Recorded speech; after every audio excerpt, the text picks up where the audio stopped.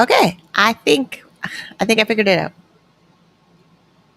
I think, and I need to make sure that the audio can hear me now.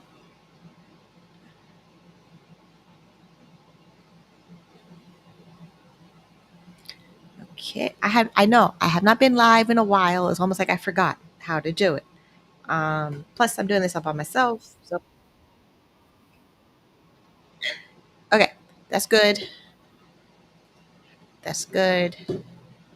I can close this, and I'm using a different streaming software than I normally do. So it's a little interesting to see how that works. And then I need my phone to tell me what I'm doing. And then let's share this to.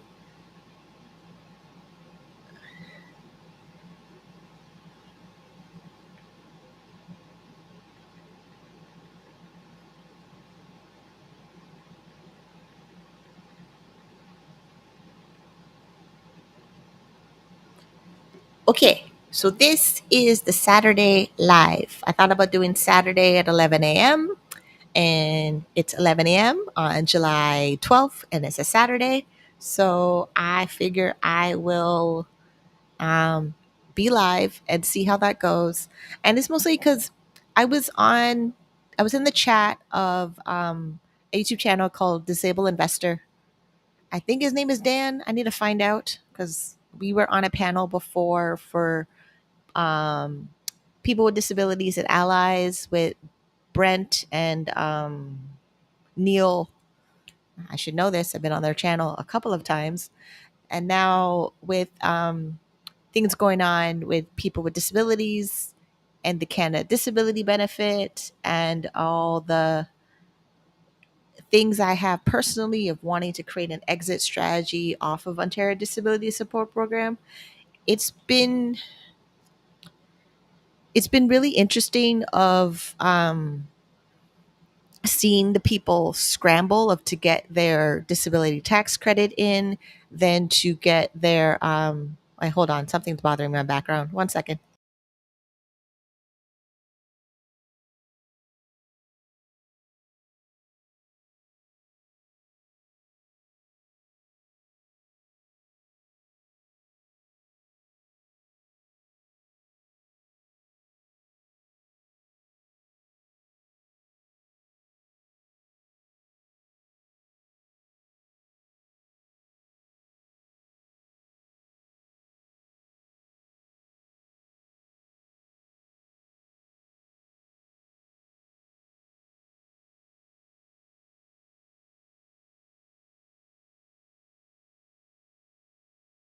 Okay, I'm back. Yeah, there was a magnet on my fridge that kept distracting me, so I had to move it away from the position it was in. So, right. Um, July has the ODSP increase of we now get $5.99 for shelter, $809 for basic needs. Yeah, basic needs is $809. Shelter allowance is $5.99 for Ontario Disability Support Program. The Canada Disability Benefit is $200 a month. Ontario said that they will exempt the Canada Disability Benefit from people who are receiving ODSP and Ontario Works. It was in the Ontario Newsroom website, Government Ontario website. Newsroom. Uh, let me see. Is this it? No, that's not it. That's the current. That's not a current one. Disability benefits. Here we go. Let's read it on the screen. Share this window. Full screen.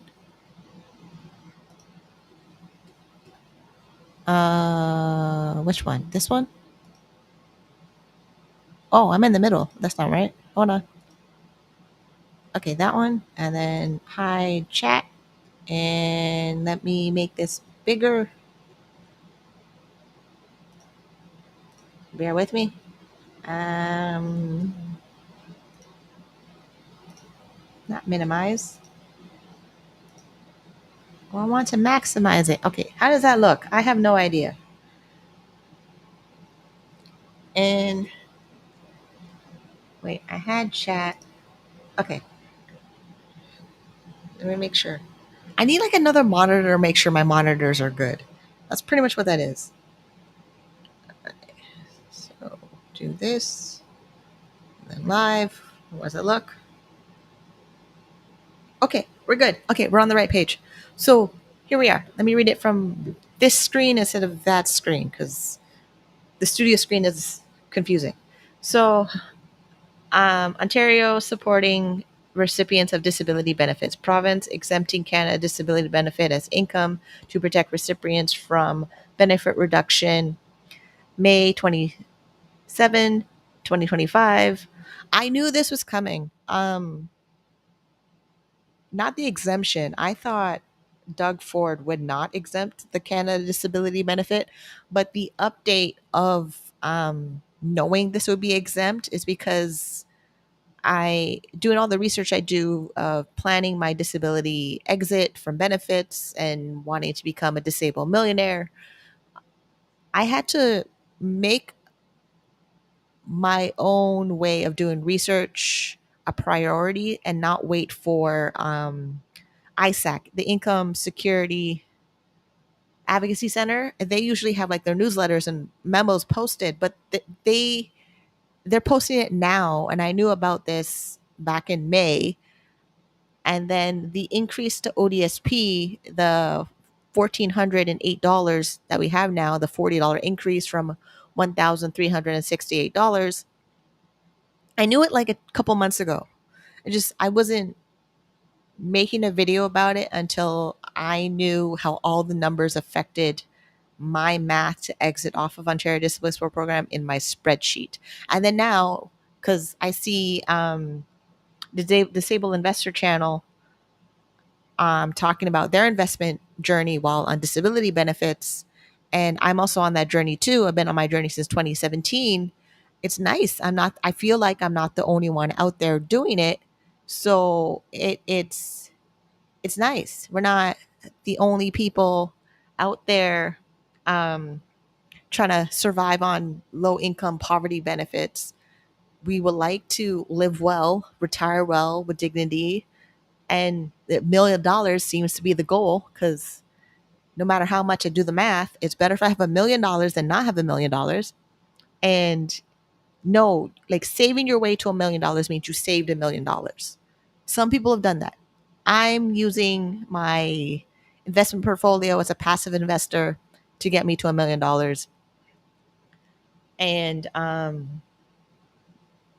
having the Canada Disability Benefit exempt under ODSP in the way that my current budget and expenses operate, I can actually save or invest the $200 Canada Disability Benefit almost every single month. And I say almost every single month because I have to reapply for the disability tax credit in January because it expires for me in December 2025 because the Canadian government only gave me my disability tax credit eligibility period from 2008, which is when I was diagnosed with the bipolar disorder, PTSD, psychiatric disorder category, and then 2013 I'm diagnosed with multiple sclerosis.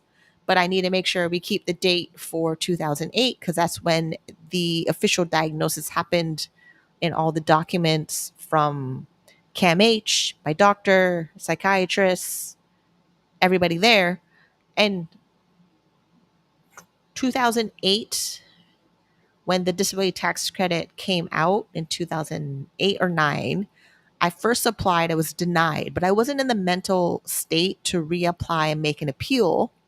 So then when I got diagnosed with multiple sclerosis and my symptoms were really bad, then I thought, let me try reapply for the disability tax credit. That happened in 2019. Then they got approved October 2020. And then the minute it was approved, I opened my registered disability savings plan. Then I put in first the $1,500 because at the time I was told that's the money minimum amount you put in. And then the February of 2021, I got in my mail the statement of entitlement for the registered disability savings plan, and it specifically told me, actually, wait, do I need this part here? Right, let me finish reading it because I clearly didn't finish reading it. Ontario government intends to exempt the Canada Disability Benefit as income so that social assistance recipients would receive the benefit without seeing a reduction in their provincial social assistance payments or entitlements. The change the changes would help recipients of the Ontario Disability Support Program, Ontario Works, and the Assistance for Children with Severe Disabilities program receive their maximum entitlements. In a time of unprecedented economic uncertainty brought on by the United States, tariffs, and trade barriers, our government is taking action to keep costs down and protect families, said Michael Parsa, Ministry of Children, Community, Social Services. All right, let me finish reading. Um, this starts with safeguarding our most vulnerable, which is why we're exempting the Canada Disability Benefit as income so people who rely on social assistance receive the benefit without seeing any reduction in their social assistance payments. The Canada Disability Benefit offers up to $200 with $200 each month, 2,400 each year for eligible low-income working age Canadians with disabilities. By accepting the Canada Disability Benefit, social assistance recipients will be able to fully benefit from the new program. Today's announcement furthers Ontario's commitment to protect families by building a more effective and efficient social assistance system. You try to say that 5 times fast. That supports those who needs it most. This change would build on work the government has done to strengthen social assistance, such as tying, tying ODSP and the Assistance for Children with Severe Disabilities, the ACSD rates to inflation, increasing the earnings exemption for people with disabilities receiving ODSP. Ontario continues to call on the federal government to amend its Income Tax Act so this new benefit has the broadest possible reach. Now, I have some opinions about everything, and as most of us probably do for receiving Ontario Disability Support Program. Um, so the Ontario government increased Ontario Disability Support Program. Let me find my where's this? Hold on. I had is it this one? I had a whole document that tracked the years I was getting benefits. Please tell me it's this spreadsheet. Oh, good. It's this one. Okay. All right. Okay. So I got on Ontario Works in 2004. In 2004, Ontario Works was $520 a month. Then I was on it on and off until 2010.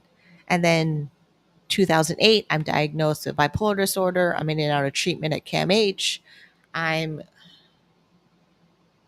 trying to juggle, just, suck it up and work real hard and you're fine. Because having an invisible disability, a bipolar disorder, and then eventually multiple sclerosis, majority of people don't treat me like there's anything disabling about me, even though my doctor said there is, my psychiatrist said there is, the emergency room said there is, the ambulance that found me naked in my hallway said there is.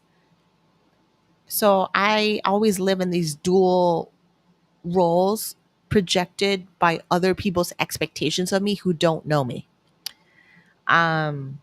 So 2008, Ontario Works is $572. 2009, $572. Wait, that's not wait. No. Oh, I have to check my numbers because I have different. So I made a presentation for March of Dimes with my numbers from 2009, 2010, and 2011. But I remember them being different. It was 585, 592. Actually, maybe 2009 is that number. It's okay. Right now, it's not that important. It's just the point is everything before 2011 Ontario Works was under $600. Right now it's 733. It's not increased to inflation. But if you're getting Ontario Works and you're eligible for the Canada Disability Benefit because you have a disability, and two programs are different. Ontario is the Ontario government. The Canada Disability Benefit is the federal government. You both have to be eligible. Every form a doctor has to fill out to prove that you're eligible. And then you may not have a doctor who's able to fill out the form because they don't think there's anything wrong with you, or they don't think you'll be eligible. They don't get to decide. It's the adjudicator in the disability office for all these benefits that make that decision. The doctor fills out the form. The doctor gives as much detail as possible what your disability is and how your disability affects your daily activities, for their impairments for longer than 12 months. That's the general rule. Each one have a different one. Canada Disability Benefit has one. Wait, no. CPP Disability has one. Disability Tax Credit has one. Private insurance has a different one. Private insurance has one that you can't work your current job title ever to get their disability benefits. Then some of them say you can't work here, but you can go work somewhere else. It's a whole lot of mess. And they all affect income and your ability to produce an income. And then they literally stop you and freeze you at a baseline of income and then tell you to work harder to get back to where you are. So, yes, it's very good that the Canada Disability Benefit is exempt by Ontario government. It'll help some people, but I also know it's not going to help everybody. Because if you were already low income, disabled, not like aggressively ambitious in earning more income for your career, then there's a good chance you believe your situation is permanent and forever and never going to change. But for it to change, I'm going to be very honest, as most of the time I am, you're going to have to get up and work in some way. And with technology going on and AI going on and making money online that I've been doing since 2003, the main reason why my income stopped is because I became psychotic in 2008. If I did not become psychotic in 2008, where I was diagnosed, so like there's a whole bunch of years before 2008 of living with symptoms and then functioning because the pressure to function, because you have to, because I didn't have I didn't have EI, HR department, and insurance before 2008. I was still on my parents' insurance up until I turned 22, I think. Because some insurance, they cut you off at 22, or they cut you off at 26. I even remember being in the dentist chair, getting my cleaning. Then the cleaning was finished, and then I'm checking out with the receptionist, and she's like, "Oh, your bill is like this much money. How are you going to pay for it?" And I'm like, "Call my dad. I have no money." So, and I left. So, and then I got on Ontario Works. Then I got on to ODSP, and then now I have the Canada Dental Care Plan. Like, it's mostly because, like, if things were normal, I would be making my six-figure business online from 2003 until now, and we'd be having a completely different conversation. Lost my train of thought. Okay, so disability track record, it changes. The policy changes every 5 to 10 years. It's slow. And if you don't figure out a way of how can you make your earned income to supplement the missing gap, there's always going to be a gap in benefits based on the current system and policies we have in place, the way they're set up. Either you are figuring out a way to save yourself, or you are left behind, and that's it. I can't even picture the opposite way of if I'm not able to do this, because I know it's going to be bad. Like, I know that. I have to focus on what I'm capable of doing, what I know I'm doing. Yes, I have multiple I took my medication this morning, the teriflunomide, that affects my white blood cells to reduce my symptoms of the demyelination in my brain and my spine, because I have lesions from my C3 to my T4 in my spine. And I have numbness in my left arm, numbness in my right arm. bladder issues. I just was on a webinar the other day for multiple sclerosis and bladder. Like, it's just part of living with it. And the next week I registered for multiple sclerosis invisible symptoms. I got to figure if I have them or not by what they say in the webinar for that. And also, again, when I don't have symptoms and I look fine, people think I can work. And then me being on Ontario Disability Support Program, that's not magically going to disappear. Because I passed the medical review in 2017. They said I was still disabled because my doctors recognize I'm still disabled. So on paper, I'm disabled. Now I'm trying to work a little bit while I can, when I can, so that all the financial responsibilities of being disabled and having medical expenses and change in aging with the disability. Aging with the disability is actually expensive. I don't think anybody actually talks about that at all. Like, yeah, aging with the chat is open and then you can post questions. I'm totally just talking nonstop. Um, oh, this is the old spreadsheet. Oh, this is the old chart. Okay, I have to update on my charts and my notes. Um, yeah, aging with a disability is expensive. Then, if I go to my multiple sclerosis meetings, majority of them only talk about their next wheelchair or walker or mobility aid device. That is the main topic in their conversations in every peer meeting I go to for other people with multiple sclerosis. I am not interested in having that conversation. And it's mostly because I live alone. I do all my cooking, cleaning, laundry, groceries, pay bills all by myself. If I cannot do that, all those things fall apart. It's not like, oh, families gonna come rush over because they don't take it seriously when there's something wrong right now. I can't trust them to be there when I need them to be there, which means it's going back to my family doctor, setting up a PSW who would come to my home, where they would do an assessment. And based on the current criteria for having a PSW under Ontario government, I don't qualify.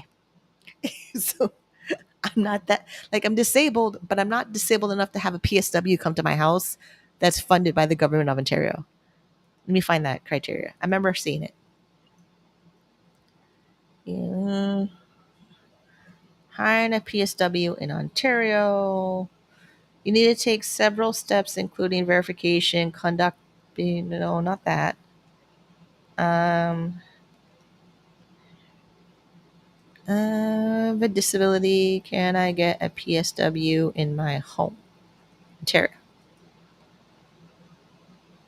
I remember the website. We talked about the MS group. The multiple sclerosis group was talking about the website because some of them have someone that comes in their home, and then it was like brought up as like a general suggestion for everybody. But I fully know I don't qualify for it. Individuals with disabilities in Ontario can access postal support worker services in their home through various programs and funding options. Ontario Health at Home, is that what it is? It might be. Because I remember looking up too for my friend who needed it for her grandma.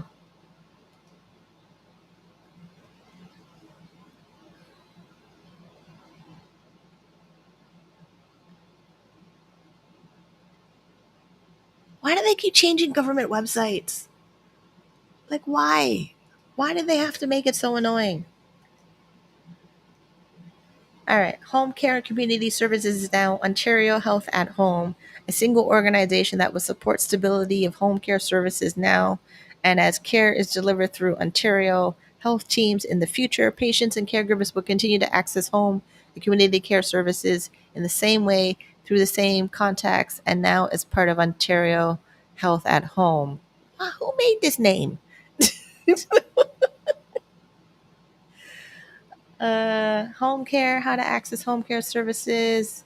If you don't qualify, okay, if you don't qualify for a government funded home care services and believe that you should, you can file a complaint with Ontario Health at Home. Ask the organization how to make a complaint. They are required to provide this information, review your complaint, and respond with an explanation of the steps taken to address the complaint. If you are not satisfied with the response, you may be able to escalate your complaint within Ontario at Home.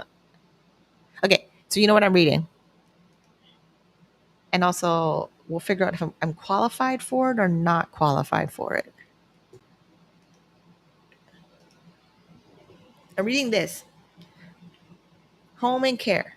Now they said it's Ontario at Home program, but I believe it had a different name before based on who told me in my multiple sclerosis peer group about it. I have to find, maybe it's not there anymore. Who knows? Okay, you'll be connected to a case manager or care coordinator who will make an initial assessment of your needs and your eligibility for services that Ontario Health at Home provides. As part of this process, care coordinator may visit your home or better assess your needs. Check if you qualify for government funding based on your assessed needs. Services that are available in your community. In the case manager, care coordinator would determine how care services you're eligible to receive from Ontario at Home, and case coordinator finalize your home care plan. Decision you're not eligible. Well, this is not like nursing, physiotherapy, occupational therapy, speech language pathology, social worker, healthy eating, including help to assess eating habits and creating a healthy eating plan. Okay, here we are. Um, okay, so like I can do most of these things, but I get a sharp shooting nerve pain down my left arm and my right leg because the neuropathy that comes with multiple sclerosis that is not as aggressively painful before I went on disease modifying treatment for the multiple sclerosis. I don't think I can do these things, but they hurt like hell. House cleaning, laundry, shopping, banking, paying bills, planning menus, preparing meals, caring for children. I don't have any children, so that's not going to be the issue. It's all the other stuff. How I know I wouldn't qualify for this. But as I get older, we don't know. Um, but it's always this whole wait and see, how bad do I get before we have a government program come in and make an assessment, and then they tell me I'm eligible or not. And then if they say I'm not, then I need the capacity and the resources and the energy to make a complaint to get a review of why I'm not eligible to reapply, versus if I do what I can now and invest my money in my portfolios. I have what, 5 of them now? So registered disability savings plan, tax-free savings account, first home savings account, RSPs. Then I have a non-taxable, non-registered account that one is a dividend portfolio and one's a balanced growth portfolio at one of my banks that offers managed portfolios that I don't really have to think about it. I just put money in there and it invests in the market and products and services I think I believe I understand with my risk tolerance, and it's not income I need today, it's income I need in 5 or 10 years from now. That. And it's mostly so that, like, even though there's a government funded personal support workers that can come in your home and help you with all these different things like house cleaning, laundry, shopping, banking, paying bills, meal planning, caring for children, and then washing, bathing, preventative skincare. Really? Preventative skincare? Okay. Routine hand and foot care, getting in and out of chair, vehicle, or beds, dressing and undressing, eating and toileting, hair care, mouth care, washing. All those things that are on that list, they would be needed for me if my multiple sclerosis becomes progressive multiple sclerosis instead of relapse and remitting multiple sclerosis. Because it's relapse and remitting, and I'm more in remission right now. And remission doesn't mean like I'm cured. Remission just means that my symptoms that were making me relapse and disabling are not active right now. So we're functioning right now as I can right now.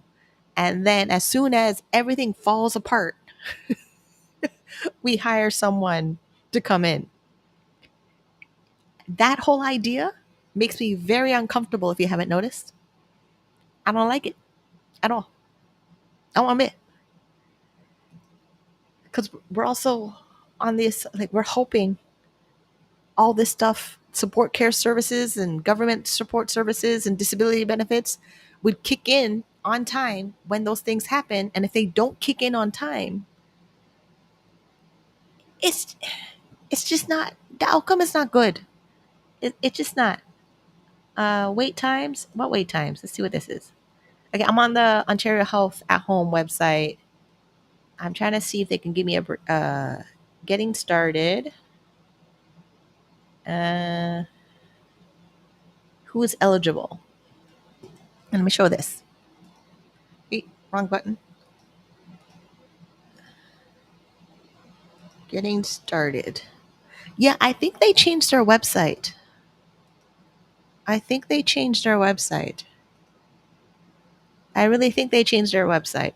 So who's eligible? Ontario residents with a valid Ontario um, health insurance plan, which is OHIP card, are eligible to receive an assessment complete by a care coordinator to further determine eligibility and access a wide range of home and community care supports depending on the services or supports that best fits individual patients' needs. And there are some additional eligibility requirements depending on the program, which our staff will discuss in detail with you how it works. Anyone can make a referral.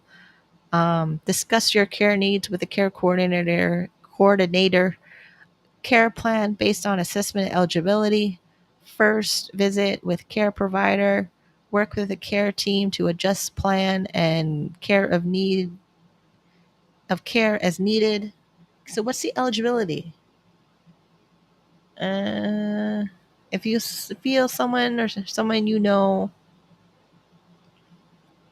you provide.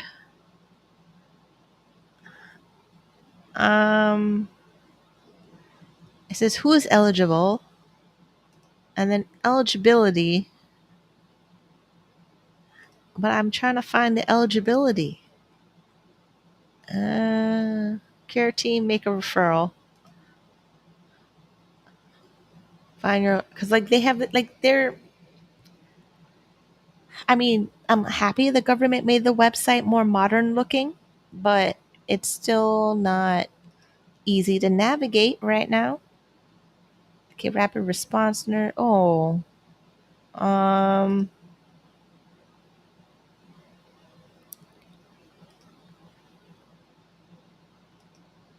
oh, that's for long term care. That's different. Okay, so what I was looking for, I can't find it right now, but I do know if I needed a PSW based on my disability, we would go through that process. But I have to be like at my super worst of functioning in daily activities to qualify for it. Right now, yeah, nerve pain, that's horrible. Part of the neuropathy, which I need to, let me see something. Nerve pain and multiple sclerosis. Okay, multiple sclerosis can cause nerve pain, neuropathic pain due to damage to the myelin sheath surrounding nerves in the central nervous system. This nerve damage can lead to a variety of sensations, including burning, tingling, shooting, and stabbing pain, which can be either intermittent or constant. Yeah, that. That is not, that is so not fun. I can't, just reading the description of it. Yeah, man, I've experienced that more times than I like to count. It was actually one of the first symptoms. So one of the first symptoms with my multiple sclerosis, I couldn't move my left arm. I would drop plates. There'd be shooting pain, like either from my neck down to my fingertips or from my fingertips up to my neck. It was horrible. And at the time, I had my cats, and I used to buy the 5-pound bag of food and the 30-pound bag of litter in bulk. Eventually, I had to ask for it to be delivered, or I'd be in pain trying to bring this stuff home. And then the cat itself, I had 3 of them, Then eventually I had two of them because one passed away. One of my cats was 25 pounds. And sometimes you just have to lift them out of the way that they're in a spot they're not supposed to be. It was just awful. And then bringing them to the vet. Like you bring your cat to the vet, you have to get into the carrier, bring the carrier, the cat carrier with the cat in it, make sure it's locked up, that they don't wiggle themselves out of it. Then you're carrying that thing, so that the carrier weighs some weight. The cat in there has some weight to it, and depending on, maybe I can get on transit with my cat in the carrier, maybe I got a cab, maybe I can walk, depending on where I'm going, which vet I'm picking at the time. And then in the medical office, cat's still in the carrier, then you have to lift your cat onto the exam table. They don't do it. I hated that. And then one of my cats used to shed his fur when he's scared in the vet clinic. So if that happens, I can't see. And oh, yeah, I'm allergic to dander. I don't know how I had a cat for almost 3 cats for a decade and fully allergic and put all that. So I think me having my cats and being allergic to them messed up my immune system, that may or may not have triggered my multiple sclerosis symptoms. And no, my doctor's not going to say, yes, I think that's true, or no, it's not, because they won't. But I really, really think it did, because I don't have that anymore as long as I'm not near pet dander. Like, yeah, because I'm not really interested in getting a cat knowing that I am allergic. And to build up the immunity of that, I have to get like allergy shots or be around cats more often and then take my Benadryl or Claritin. I don't want to. It's okay. I don't need to have a cat to do that. But yeah, it was a lot. 2017, my cats got a new home. 2013, I'm diagnosed with multiple sclerosis. I couldn't move my left arm. It was chronic pain. It was mostly my arm. It was mostly my arm until in the pandemic. So during the pandemic, it became my leg, where I call myself peg leg. I was walking with a peg leg. This was described to my neurologist, because my leg would drag behind me while I'm walking. It still kind of does that now, but not less. Not as like, oh, this is really a problem. Like, and then sometimes I'm walking, the back of my leg is super stiff, which happened the other day, Thursday. I was out, but eventually it relaxed itself. So now I have to go back to my neurologist and ask him how I have stiffness in my leg while I'm walking, and if I keep walking, the stiffness in my legs relaxes, then it feels fine. Which is also why I need to really, really, really incorporate exercise into my living with multiple sclerosis routine, so that the exercise will get my muscles to act normally through the exercise. Because if I have, and they say I do 30 or 45-minute workout, and then I have the stiffness in my leg, then I can switch different type of exercise to get my leg to loosen up so I can continue doing the workout. And if I do it every day, I'm hoping I reduce my symptoms, because whatever I can do to reduce my symptoms and reduce the progression of the disease of multiple sclerosis is the mission I'm on right now, which is expensive. So like, I would like to have a home gym. I have 3 pound weights. Yeah, I have 3 pound weights. I used to have no equipment, but now I have 3 pound weights. 3 pound weights doesn't do a whole lot. I'm going to have to get a whole set of weights. Then I like my cardio. So I want my exercise bike. Found one for about $650.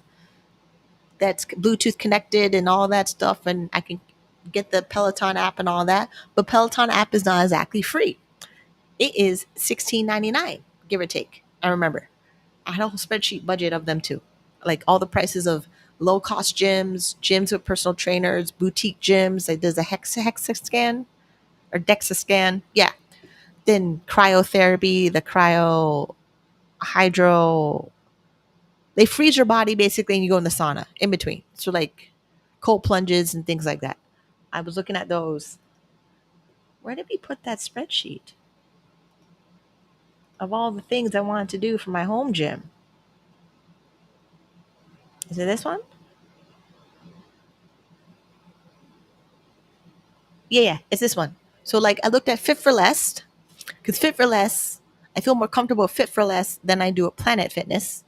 So Fit for Less is what, $13 every 2 weeks.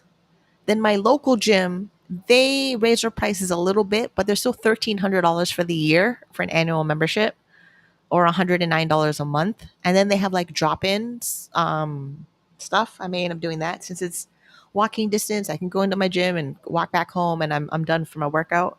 And then hire a personal trainer. Then they also have a massage therapist and a nutritionist in that gym. No showers, but it's fine. I can walk home and I'm good. Then there's Good Life Ultimate. So Good Life Ultimate, it's just like an upgraded level of Fit for Less with fitness classes. And Good Life Fitness has a digital app that I'm interested in. So I can go into a Good Life Fitness nearby, or wintertime, I work out at home with Good Life Fitness digital, and I still get my workout in. And then I found Trainwell. We can hire a personal trainer that does virtual appointments. So I'm balancing the in-person outside exercise and at-home exercise, just because depending on my multiple sclerosis symptoms, I don't want to be outside. Just no, especially with the webinar on bladder issues. No, if I can work out at home in with nearby my own bathroom, I don't have to worry about feeling embarrassed being out in public, trying to make sure they have the good washrooms. It's a whole level of planning when you have a disability that comes with bodily function issues that makes you plan, where do I want to go and how long do I want to be outside? And it really depends. And it depends on weather. How it's summer and people think, oh, it's summer, so enjoy the summer. I can't fully enjoy the summer because the heat affects my symptoms. And then all of a sudden, I can't do the things of enjoying the summer because I have MS. Like even now, I don't know if you can hear it, my air conditioner is on full blast because it's what, 28 degrees outside and sunny. No. So living with MS, living with a disability and all that, it's a challenge. It's totally a challenge. So yeah, there's ClassPass where I can get like credits and I do different fitness classes. I pretty much picked um 6 in-person outside options for fitness and exercise and wellness. Then I picked 7 at home digital options for health and fitness and wellness that I can do in the comfort of my own home and not have to worry about symptoms and feeling embarrassed outside, because I planned a hybrid of at home, in the gym, not in the gym, hire a personal trainer, in person personal trainer, or at home personal trainer, and I'm good to go. Because now that my disease modifying treatment, the teriflutamide, I've been on it for 5 years. The symptoms are pretty much managed and controlled. They're not new symptoms, which is good. I also don't have new lesions, which is also good. So the lesions in my brain and my spine are the exact same they've been since 2013 when we first found them. And I'm very happy I'm not getting a new one right now. And if I was getting a new one, we'd be having a very, very different conversation. So now it's call my family doctor and do a follow up, and then call the neurologist to figure out if I'm still on the schedule for doing MRIs or not. Because typically I do an MRI scan once a year, and then I do a follow up with the neurologist like 3 months after the MRI scan, while also continuing to do blood work to test all what the medications I'm on affects my blood cells. Because the quietapine, Seroquel, we do my blood work to make sure that I'm not near being diabetic. And then the multiple sclerosis medications, we're basically checking my liver function. And so liver, kidneys, blood cells, and this overall how the inflammation in my body is managing with the MS, with the treatment. And right now, knock on wood, everything stays the same because I need to stay the same. Because I have like big goals to accomplish, which is, wait, how long am I talking? 45 minutes? Well, maybe I can quickly do it. So I changed my, I think I can do this. I don't need the home care thing anymore. We're going to talk about multiple sclerosis neuropathy or pathic nerve damage. I don't know. I don't know. I'm trying to find the medical word for some things. Notes about being on ODSP and the rate changes. Right. So if I show my income calculator, that would be helpful. Let's do that. Mm.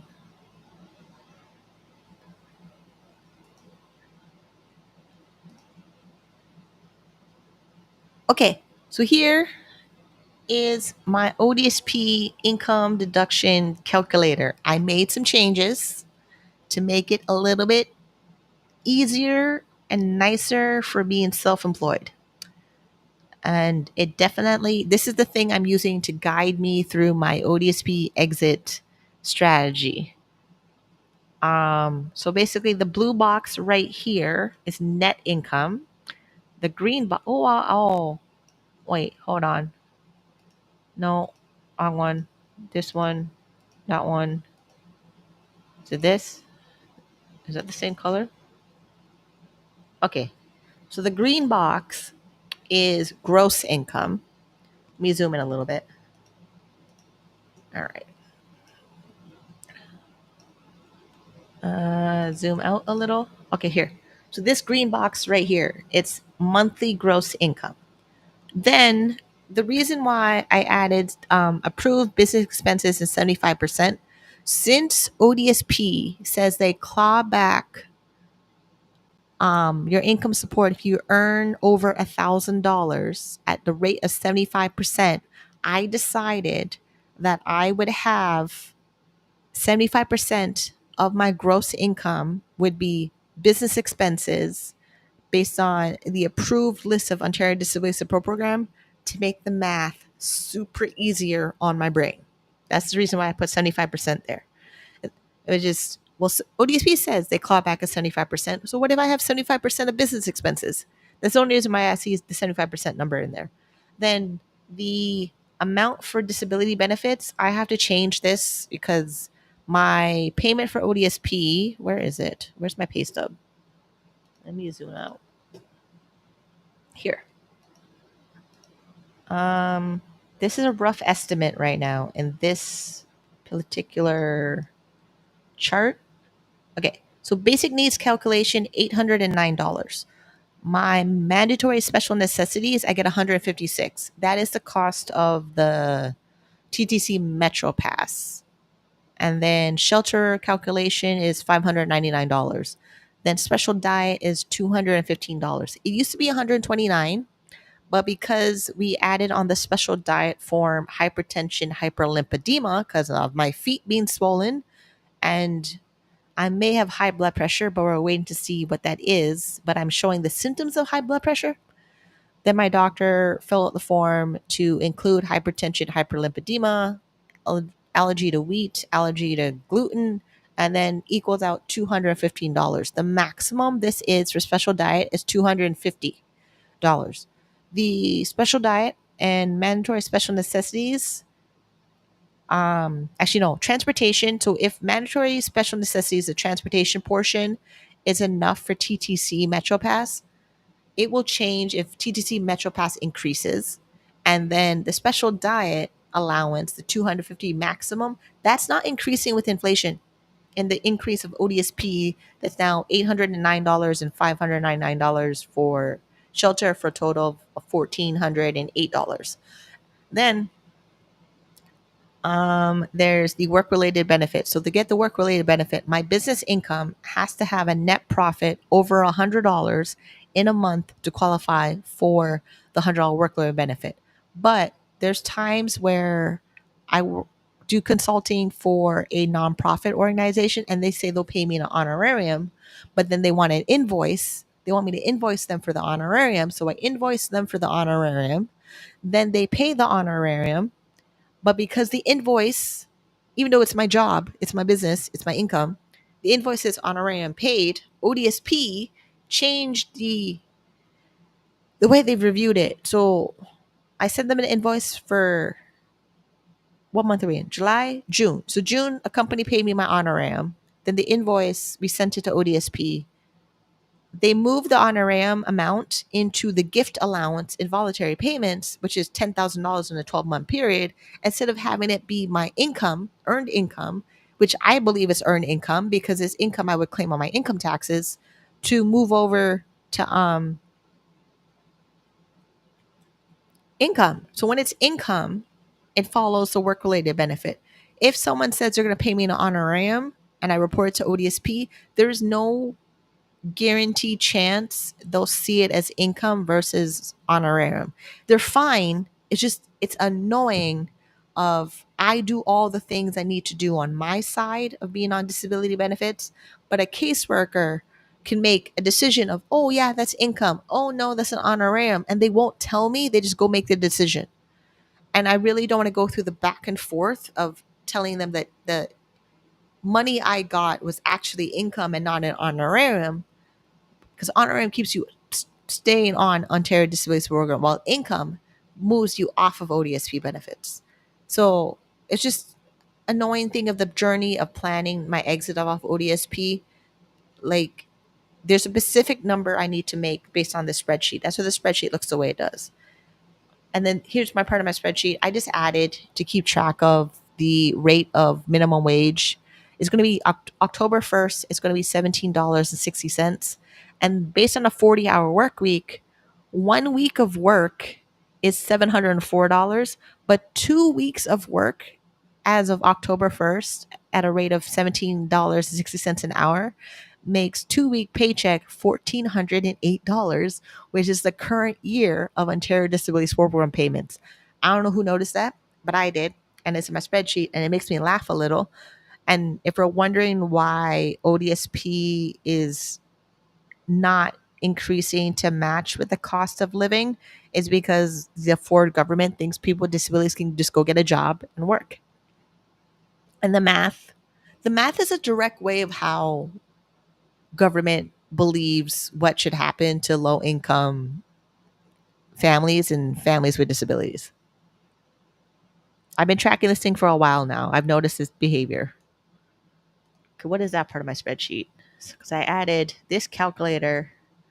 I was like, some people I coach, I give them this spreadsheet, but I also, if they're on Ontario Works, I would add a section of the spreadsheet to calculate Ontario Works. But this is my spreadsheet calculator in my personal budget that I use every time I do my budgets every month. So I calculate everything based on ODSP numbers because I'm on Ontario Disability Support Program.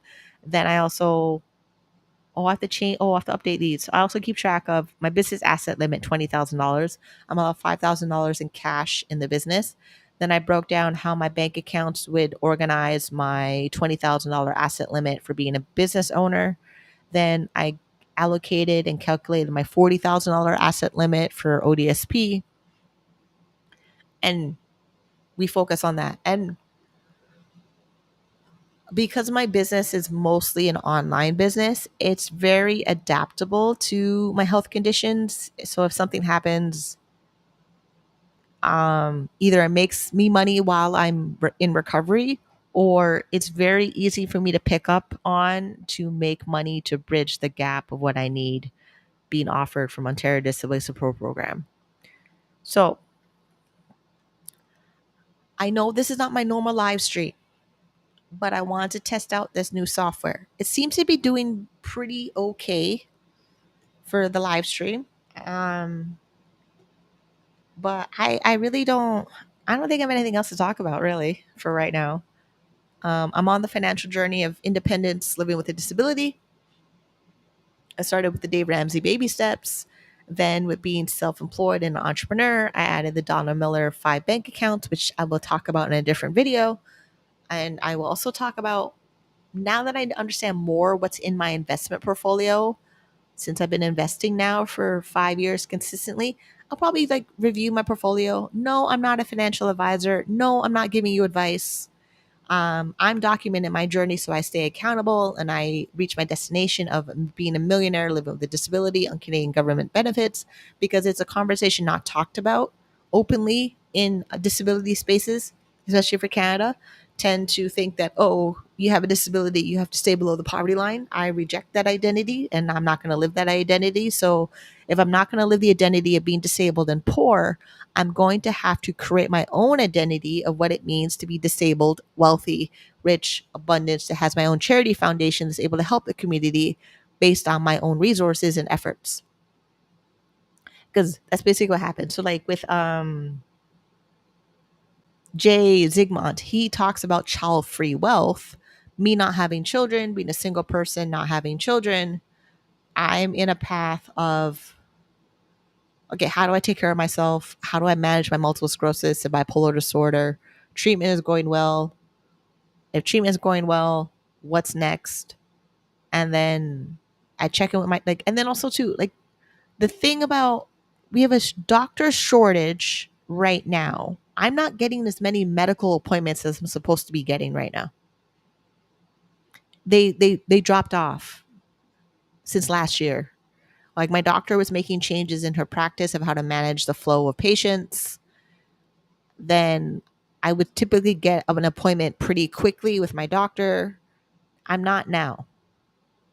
So if I'm not getting the appointments with my doctor as quickly as I used to because of having a chronic health condition with episodic symptoms that are fluctuating and chronic that need very specific medication treatments, and then my neurologist, he may be retiring soon.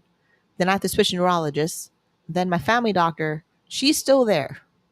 She just changed the way she manages her patient flow between her two clinics, because she has two clinics. I learned that she has two clinics and she has patients between the both clinics, and she's trying to juggle being a doctor and then being a mom and a wife and all that stuff. So I'm mostly on my own.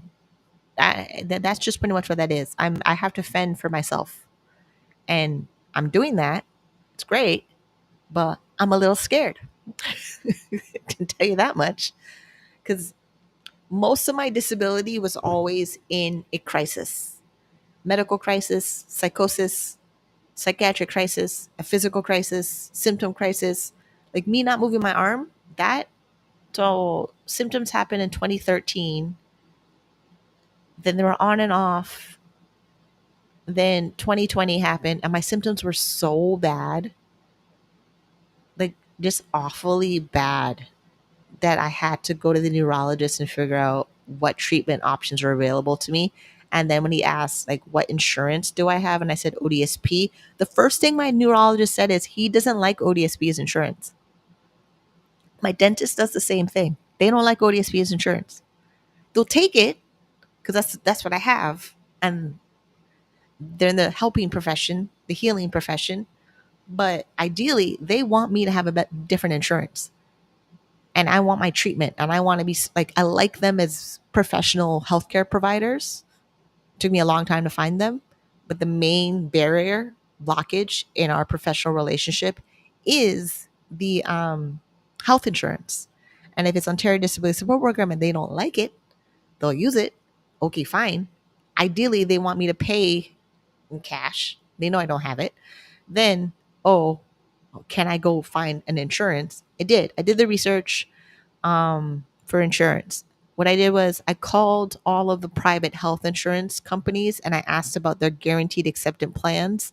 And I got quotes of different pricing from like $117 a month up to $310 a month that cover me from anywhere from 60 to 80% coverage in different categories. So like they split the categories from prescriptions and dental benefits, and then the amount they give for vision care. So some of them are like 150, some of them are 250, some of them are 300 for vision care. So like you may like a plan because they have a high guaranteed acceptance category for prescriptions, which may be great if you have high medical costs. Then they may have a category that has a higher budget for dental care, and you may have higher needs with your dental. You're like, than vision care.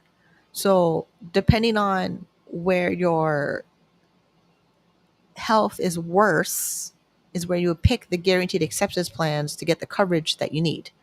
For me, I'm in the middle.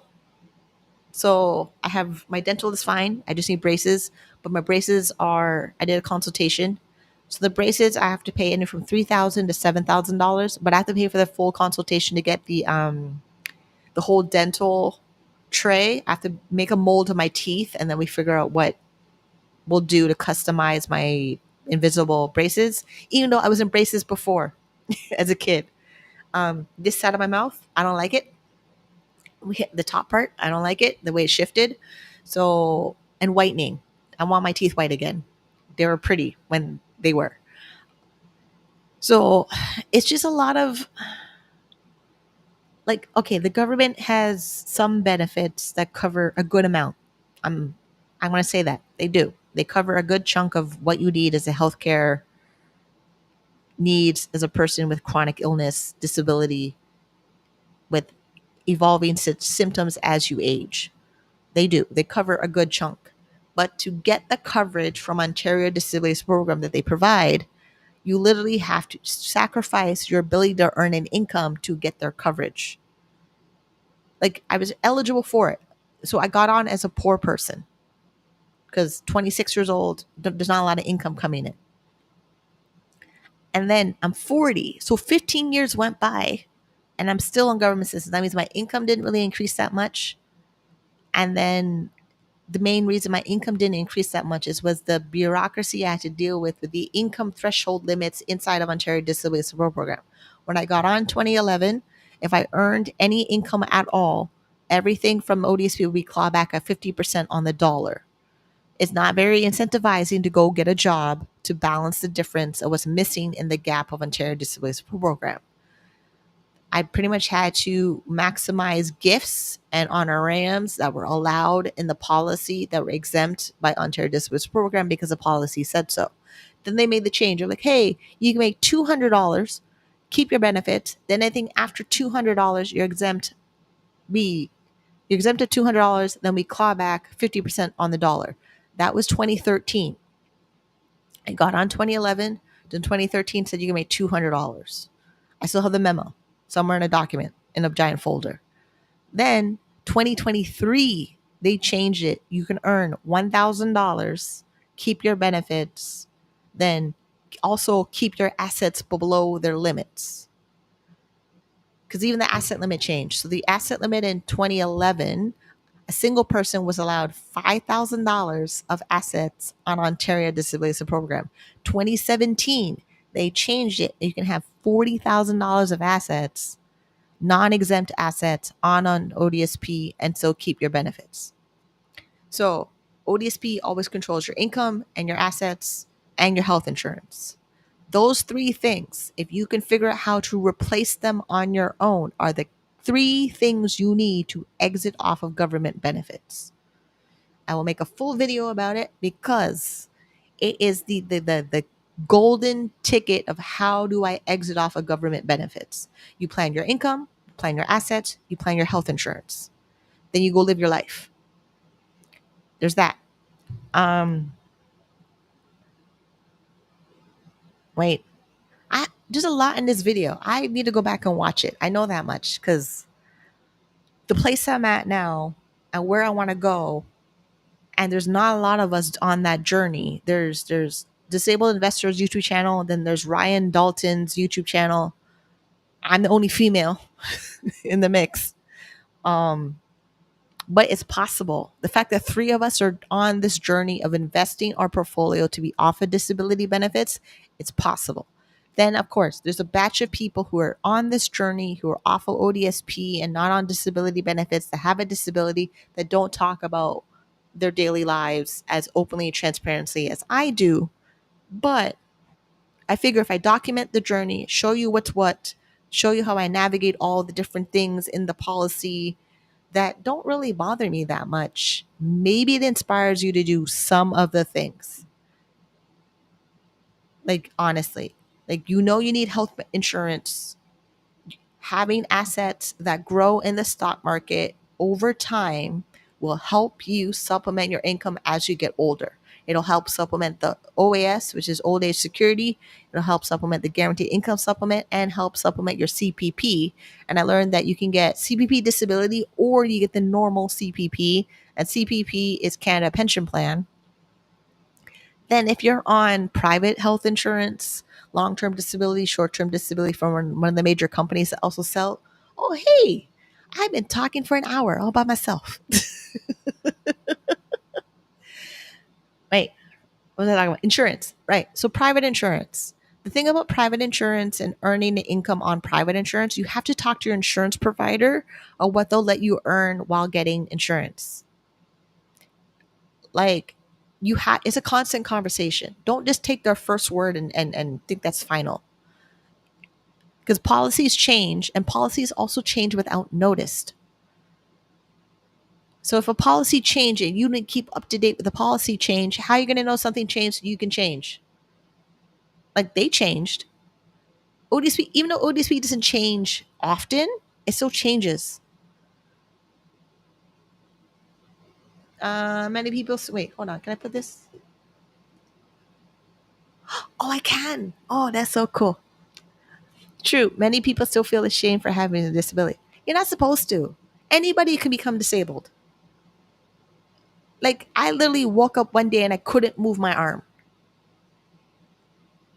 Like couldn't move. And then high school, I couldn't move my left leg. Like I know there's a period of time in me in high school, grade 10 and maybe grade 11, I couldn't move my leg. The teacher asked me to get up and go get something and I couldn't move. Like I went to step up and I couldn't step up. And I'm sitting there like I can't move my leg. So then I like two kids in my class had to act like my crutches to take me to my next class for the rest of the day.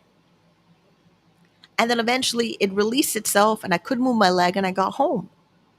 And at one point in time I had crutches and I was using the elevator at my school. But my family, I love them, but I don't love them.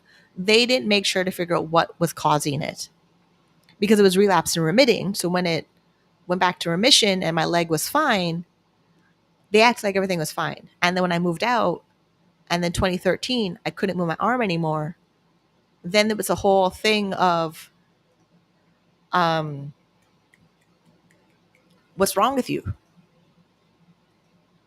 But the disability, especially, and then the bipolar disorder was first. So I'm in and out of depression and symptoms and psych evaluations and talking to psychiatrists and all that stuff and going on and off of treatments. And people tell me, oh, just go take your meds. Taking your meds doesn't solve anything. They reduce symptoms. They're helpful, but they're not magic. They're not magic at all. So this whole idea of feeling bad, you have it. No, people should feel bad that they make you feel bad for having the disability. Because they can turn around and happen to them tomorrow or the same day. Like when people have a stroke, they don't know the stroke is coming. But once they have the stroke, they may be disabled after the stroke. Then they have to learn a whole new way of functioning, of rehab, physiotherapy, speech therapists, learning to walk again, learning to feed themselves again, all because they had a stroke. And I'm pretty sure before the stroke, they thought they were fine. Like, so they thought they were fine. Okay, I'll make sure I still see chat. Because since we know chat works, thank you, disabled investor. Um, yeah, the disability is literally part of the human condition. And oh, yeah, because we have 1.3 billion people on the planet with a disability, and a good chunk of us are on disability benefits around the world that all keep us below the poverty line. And you're going to make me feel bad for being on disability, but it can happen to any one of you tomorrow morning?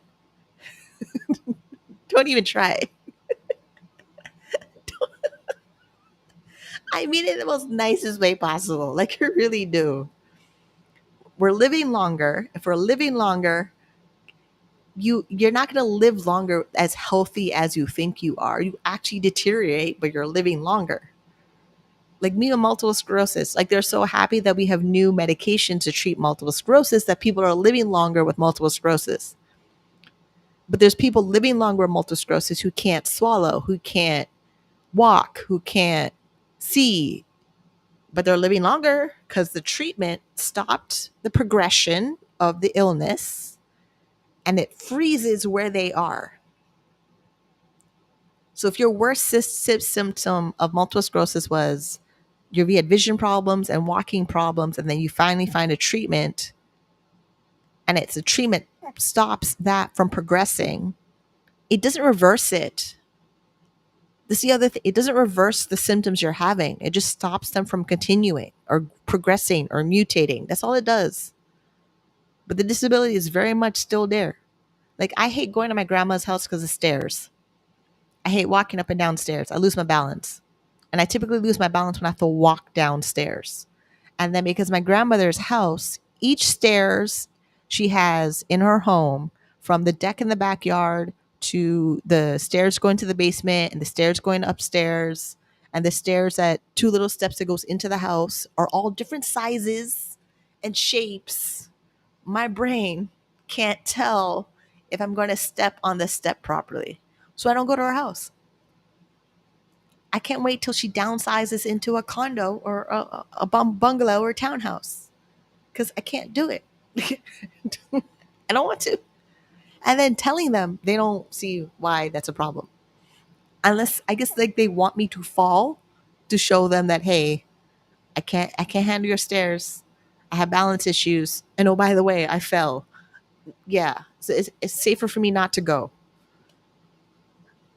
Like honestly, like this whole idea, you're gonna shame me for having a disability when I need to shame you for not treating me with the support and kindness I need. No, no. I kind of did that with my friend. So my friend went through her issues, then she's on ODSP, then now she's moving into rented geared income housing, and everything in the policy I told her to look out for. She's calling me now, like, oh, remember the thing you told me about? Yeah, I told you it was coming. Because like there's an asset limit for being on Ontario Disability Support Program and Ontario Works. If you're on rented geared income, the asset limit depends on if you're on ODSP, they follow the ODSP asset limit. If you're only in rented geared income, because you can be a rented geared income and not be on ODSP or Ontario Works, rented geared income has their own specific asset limit. Let me go find that form because I found it the other day. RGI asset limit. This one.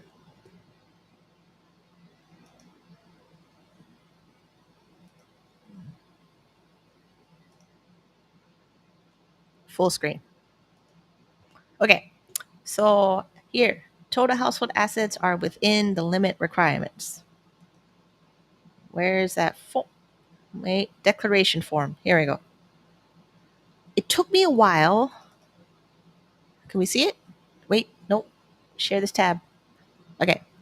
It took me a while to figure out how they determine which assets are which. Because some of them are exempt and some of them are not exempt. So, what was it?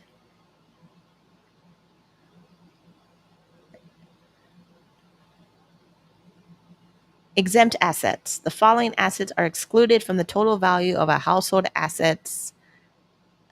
You're not required to declare these assets at the annual RGI review.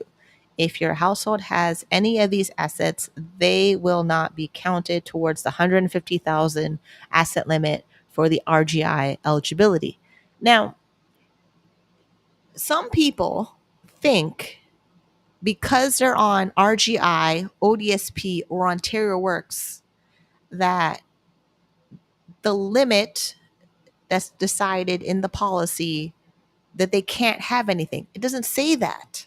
You can have something.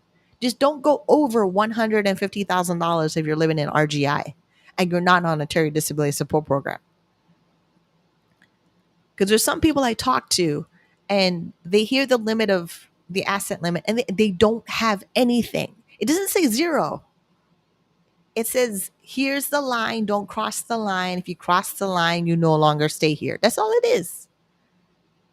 That's it. It's like you usually are a size medium and then you become a size large. If you want to go back to a size medium, you're going to have to lose weight. That's pretty much how that works. So, and I don't know why people act like, oh, I can't cross that line, so I do nothing. It doesn't say that. Do something. It tells you to do something. The asset limit is telling you to do something to protect your financial future. Like business assets, retirement investment assets, tax-free savings account, disability related assets. Like everything, every financial product, it says in the policies of ODSP, Ontario Works, PWD in BC, um, H over in Alberta, over in Nova Scotia, work towards understanding what that financial product is and have it, even if it's a small amount. Have some of it, because when you move over to 65 and you're on OAS, GIS, and CPP, that's not better, because there's seniors today on those programs who are living in poverty, who are scared out of their mind, because I see them in my peer support groups when I go to disability meetings. And disability organizations don't talk about what these financial products are that help you lift yourself out of poverty. It's right there in the words in black and white on the screen right now. And now I'm a little bit loud. I think I'm yelling. I think I'm yelling.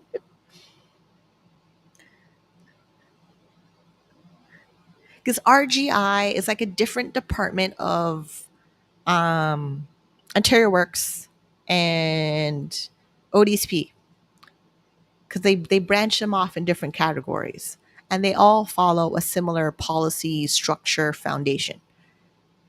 And once I learned that, it was like, okay, how do I get to the limit that they say I can have? So here, how this says RGI is $150,000 asset limit. Okay, how do I get to $150,000 of assets? Then when I'm over $150,000 assets, that's a different conversation, because you're already eligible. You already filled out all the forms. You already done the thing. Either your doctor filled out your form, you filled out your personal essay. They said you're approved. They said I'm approved. They also said I can only have a limited amount of assets while on their program. So I'm going to have the limited amount of assets while on their program. Like it says, business assets, value of tools of trade that are essential to work of a member of the household as an employee, value of assets of a member of the household that are necessary of the operation of a business that the member has an interest in, up to a maximum of $20,000 for that business. Okay, let's have that. That's it. Maximum of $20,000 for that business. Okay, how do I make that happen? Value of funds held in tax-free savings account that is within the Canada Revenue Agency's individual eligibility requirement. Let's have it. So this probably fits in the $150,000 asset total up here, but it was exempt assets. And then it says annual review. So yeah, figure out the next 12 months of how to get some of the assets that you can have while on your assistant program, so you can make life a little bit better. Because I can tell you this, having no money of assets in my account, I'm miserable. Having some money of investments in my account is less stress. It is. Even though it's money I can't use, like spend today, okay. Money I spend today is a whole different thing. Money I spend in the future is usually my investments growing with the stock market that I pull out when I turn 60 and 65. But from 40 to 50, I have to figure it out and make my own income, and then put money aside into my investment accounts. So the whole pay yourself first. Do that. Like And it makes more sense to do that than to do nothing. Even honorarium. So like when someone pays me an honorarium, I save a portion of my honorarium in investments, especially when it's not a gift card, because I told them I do not like gift cards. Like I don't even work with organizations that pay me an honorarium in a gift card. I refuse to accept it. Yeah. I'm a different breed of unicorn. That is pretty much what that is. That is pretty much what that is. Okay. I've been going on for 90 minutes now. It says 5 people are viewing, but nobody's in chat. I does say ask questions. It'd be nicer if there's questions or comments of everything I said or something I can look up in a policy so we can break it down so you know what's there. So you can choose to make a plan for your future because only you, actually, I feel like the bear commercial. This is not a forest fires prevention commercial, but it is a financial prevention commercial. Only you can prevent yourself from going into poverty. When I say it out loud, hold on. Let me find it. Uh, Only you can prevent forest fires. Yeah, man. I'm Smokey the Bear.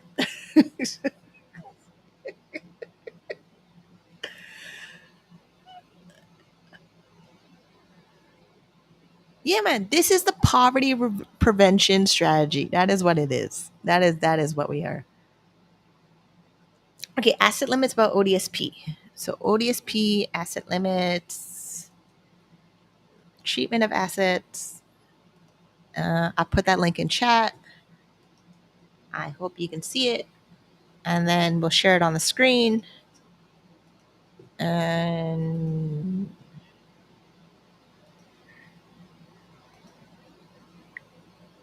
you see it? Okay, good. My phone? Oh, the phone has a delay. Okay. So 4.1 definition of treatment of assets.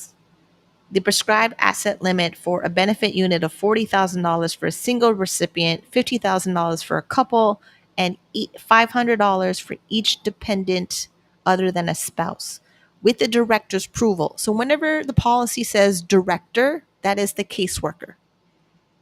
The recipient, that is you who's receiving Ontario Disability Support Program. Director's approval, the allowable asset level of for a benefit units who's receiving Ontario Disability Support Program may be increased to permit the purchase of an item that is necessary for the health of a member of the benefit unit or for disability related services. I'll get into that more. There's some stuff I want to say, but let me read the summary first. A number of assets exempt, including but not limited to a person's interest in a principal residence, a motor vehicle, a prepaid funeral, the cash surrender value of life insurance policies, all funds held in registered disability savings plans, tools of the trade, student loans, and a loan used for the purchase of an exempt asset, a principal residence, or an asset necessary for the health or welfare of a member of the benefit unit. Now, they made the website easier to read and understand very, very clearly. The only thing now that you know what this says for the asset limits of Ontario Disability Support Program, is to become financially educated on the financial products that's mentioned in the policies of Ontario Disability Support Program so that you can work towards having them. And the way that I simplify that process is through the Dave Ramsey baby steps, where he says, save $1,000 as a starter emergency fund, then pay off all debt except for the house in baby step 2. Part of my baby step 2 was filing a consumer proposal with a licensed insolvency trustee in Canada.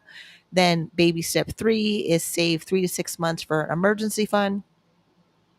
The way I figure out my emergency fund number of 3 to 6 months, whatever I get for Ontario Disability Support Program, I times it by 3 or 6, and I save that in my emergency fund. Typically, it's going to be 3 months because being on Ontario Disability Support Program, you have a financial cushion of being on Ontario Disability Support Program.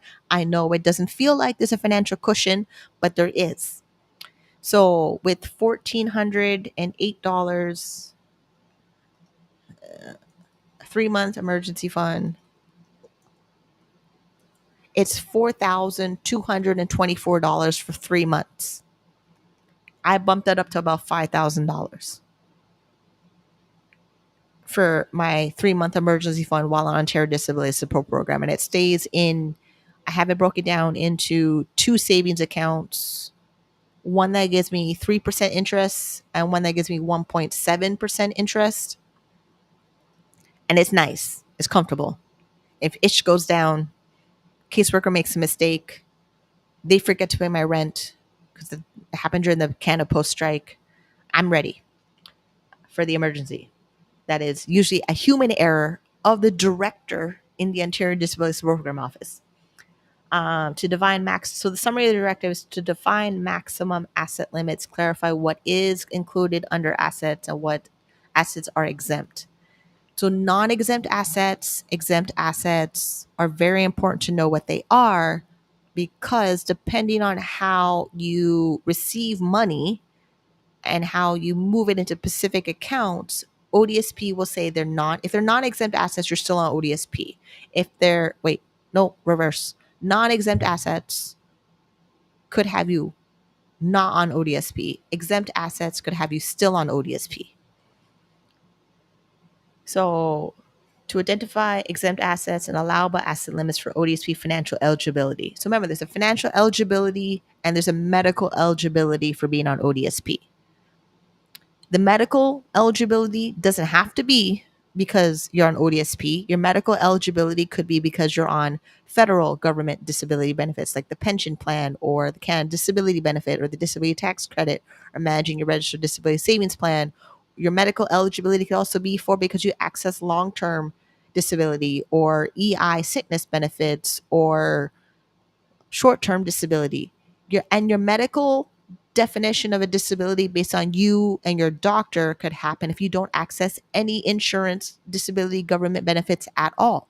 Like, you could have your disability, but you're able to earn enough income so that you yourself are accommodating your own disability related expenses without a government program stepping in to make the whole process difficult and challenging. We did the asset limits. Certain assets do not count towards the $40,000 single, $50,000 per couple. Principal, we did that. Principal residence, second property. So second property confused me so much. ODSP lets you have a second property if it's for, okay, an interest in a second property other than the principal residence is exempt asset under as exempt asset. Okay, exempt as an asset if the director is satisfied that the property is necessary for the health and well-being of a member of the benefit unit.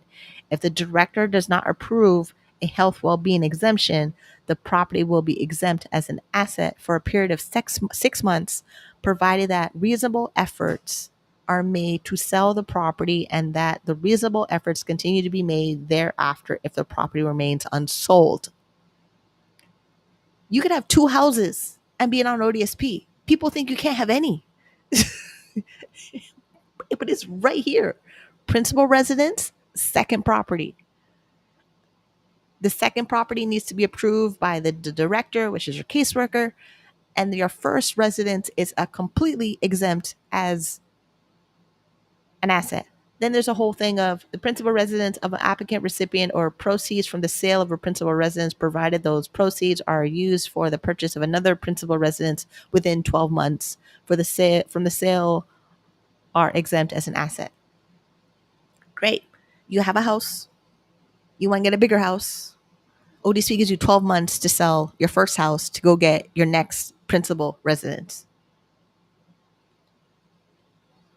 It's pretty like when you read the actual policies of Ontario Disability Support Program, it's pretty flexible of you can live your life a little bit.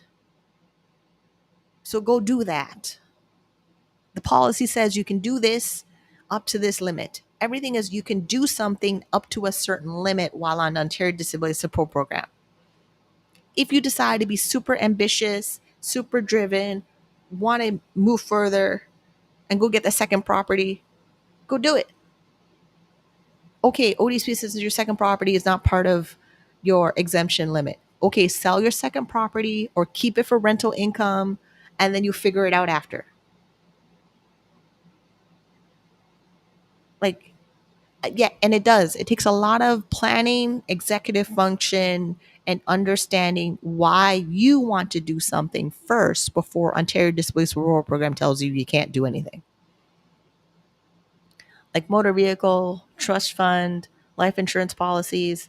So, other than my registered disability savings plan, the other portion of my investment portfolio is in my life insurance policies, because I learned that financial product the best of my knowledge to maximize using life insurance policies for my tax-free savings account, my first home savings account, my registered retirement savings account, and then I invest in products I understand inside of my segregated fund life insurance sold by a qualified professional with the LLQP, the Life License Qualification Program. And then as I invest in these accounts and they grow, and if they hit over $100,000 between all three accounts, because it's the total added up. So once it reaches like $101 over, I'm no longer eligible for ODSP in the month that happens. So if this month my asset limits for my life insurance is over 100,000 by like $2,000, then that's how much. Actually, no, it wouldn't. Oh, it wouldn't. Damn it. I hate that calculator. There's a specific way it does. Oh, it wouldn't. Booger. Okay, I have to read excess asset limits. And then I have to match it with a calculator because the rates of ODSP are changing. Then the over the limit excess assets amount that I fall under also changes with ODSP. But that's knowing your specific situation. Like I know my situation pretty like really good where even when I'm talking about it, I know what would change happen that would change my plan of being on ODSP or plan of how I manage my assets. And this is like, I wish I can go to my caseworker and have this discussion and make an appointment and make a plan, but they don't have people that do that. They don't. I have to go make a whole company that does that now because they don't have it. Like gifts. In order to allow sufficient time to use the funds received for certain gifts, voluntary payments are exempt assets as noted below.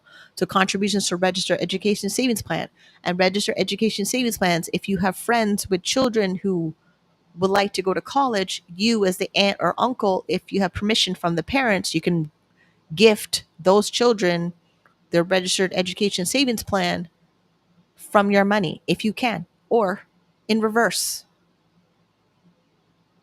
registered disability savings plan. So my family, they'll send me money that I put into my registered disability savings plan.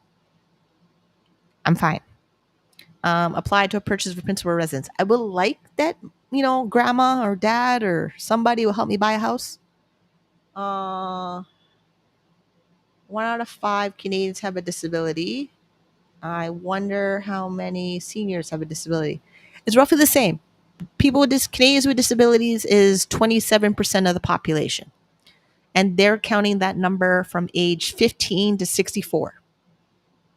So the 1 in 5 or the 1 in 4 number includes seniors. The specific stats, you probably go ask, Google Gemini or Stat Canada website to find it. And majority of them I meet, I see them in the March of Dimes peer support group meetings for seniors. Like it's not for seniors, but I notice majority of the people that attend the meetings are seniors. And then there's me in my 40s that's still very enthusiastic and ambitious. And I'm 40. So they show me what life will look like in 25 years if I don't change my financial future.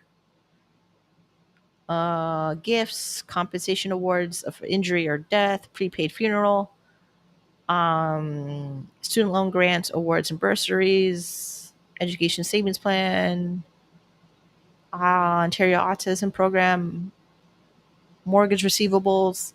This one, I don't have a house, so I don't really know what that is. But if you're thinking you can do a reverse mortgage and be on ODSP and you be all right, nah, they know what it is. You have to report it.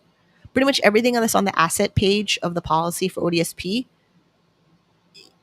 you report it. You literally have to report it. If they find it later, it could get you in trouble. Special government compensation, Soldiers Aid Commission Act, arts grants. So artists. So there's a bunch of artist grant money out there that you could get. ODSP knows about it. Report it. Make sure you're good.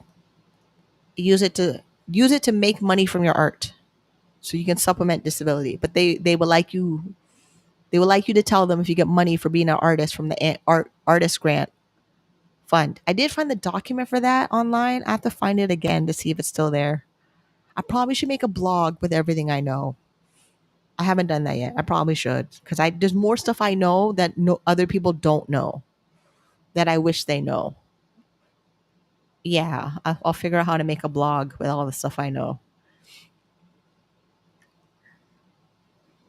Business assets. So like some of these funds that I'm just scrolling past, like treatment of land claims, settlement payments. I don't know what that is. Indigenous Culture Fund. I don't know what that is. Business assets, because I keep talking about self-employment to increase financial independence while on Ontario Disability Program. Yeah. And the 20,000 asset limit is the same number over in RGI income. That's where I focus on. Tools of the trade. I don't have a lot of those, but I'm thinking it would be my YouTube studio. So like my microphone, my camera, because I use my apartment as the furniture background in my studio content, things like that. Then they also include tools of trade, farm assets. So you could be like working on a farm. A farm is a business, and the farm assets, like your tractor trailer and all the equipment you use on the farm, are assets included in the asset limit, business asset limit, personal asset limit for being on Ontario Disability Program. Like they do cover everything. A lot of people think no, they don't cover everything. No, they do, because this thing is, well, the published date. We're not there yet at the bottom. It updates every few years, but the policies for assets and everything in the policy directive, it'll change without notice, unless it's a big financial change, like the increase to inflation index, the $1,408, how that's going to be July 31st. That change. If they change the asset limit, because they went from $5,000 to $40,000 in 2017 September, if they change it again to increase, let's say they increase the non-exempt asset limit of $40,000 to $100,000, which would be really wonderful and great. They'll make an update change publicly about it. But like honorarium, so like if I go through the policy of gifts, honorariums, and voluntary payments, they added paragraphs in that policy of types of honorariums you would receive and different methods, from being in consultation or advisory committee with nonprofit charities, because they know people are getting that more frequently. They changed it in a way that if it looks like potential work, a part-time or full-time, they'll consider that income instead of exempt assets, a $10,000 within the 12 months based on the policy changes. And it's super annoying that a policy change will happen, but you won't know unless you go back and read the website. So this is why when Disabled Investor asks about the ODSP policy asset limit, it makes sense to go read it instead of just me trying to say something off of memory, because I know things in it change a lot that we all should know, and we should all practice reading the policy so we understand it for ourselves to make better financial decisions. Yeah. Post-secondary, so earnings of post-secondary education. This part is the golden ticket of exiting off of ODSP, which I have to make a whole separate video about that too. Because let me read a little bit of it. Assets derived from employment earnings, including self-employment earnings and farm income amounts paid under a training program or person attending full-time post-secondary school, are exempt. The exemption applies to assets derived from income earned or paid both during the study period and during the pre-study period, defined as a maximum 16 weeks prior to the start of the study period.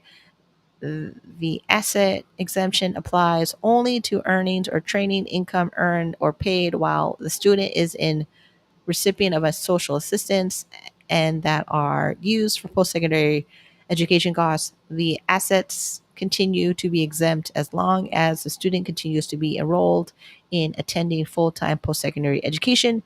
Where a recipient does not attend the program of study as planned, withdraws from or completes the program, the usual asset limits will apply. The assets are then taken into consideration when determining the recipient's or benefit unit's ongoing eligibility. Recipients should be informed of the treatment of assets if they are not used for post-secondary education costs.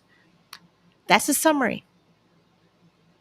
When I do a deep dive of post-secondary education earning exemptions and you understand investments, because college allows students to work about 20 hours a week while attending full-time post-secondary education. And depending on, like me with an online business that sells commission, some of my commissions are $1,000, some of them are less. It's potentially, I can make sales in my business for my online business, and the passive revenue that comes from it could go directly into my investments while I'm in school. And then by the time I graduate from my program, and I can take as many programs as I choose that are full-time post-secondary education, and my mission of being a millionaire, the possibilities make me super excited. I want to jump up and down. And I learned that some colleges have no tuition fees when you reach a certain age over the age of 65. But also, I'm realizing once you're 65, ODSP doesn't want you to be on ODSP. They want you to be on your own to figure it out. So you pretty much have 18 to 65 of being on ODSP to live under the rules of ODSP. And then once you're 65, they transition you off of ODSP into extended health benefits, or you get Trillium drug benefit plan. Then you get OAS, GIS, CPP disability benefits. So your wealth building opportunity is when you're able to go to full-time post-secondary education and work and invest your income while in school. And that takes strategic planning of what that looks like. For me, I already know what that looks like. And no, what I can do is not what you can do, but what I can do, I really hope other people can do it. Like growing the YouTube channel. That's passively growing right now. Like I know if I, oh yeah, my book, YouTube Formula book of Daryl Eves. Let me get it.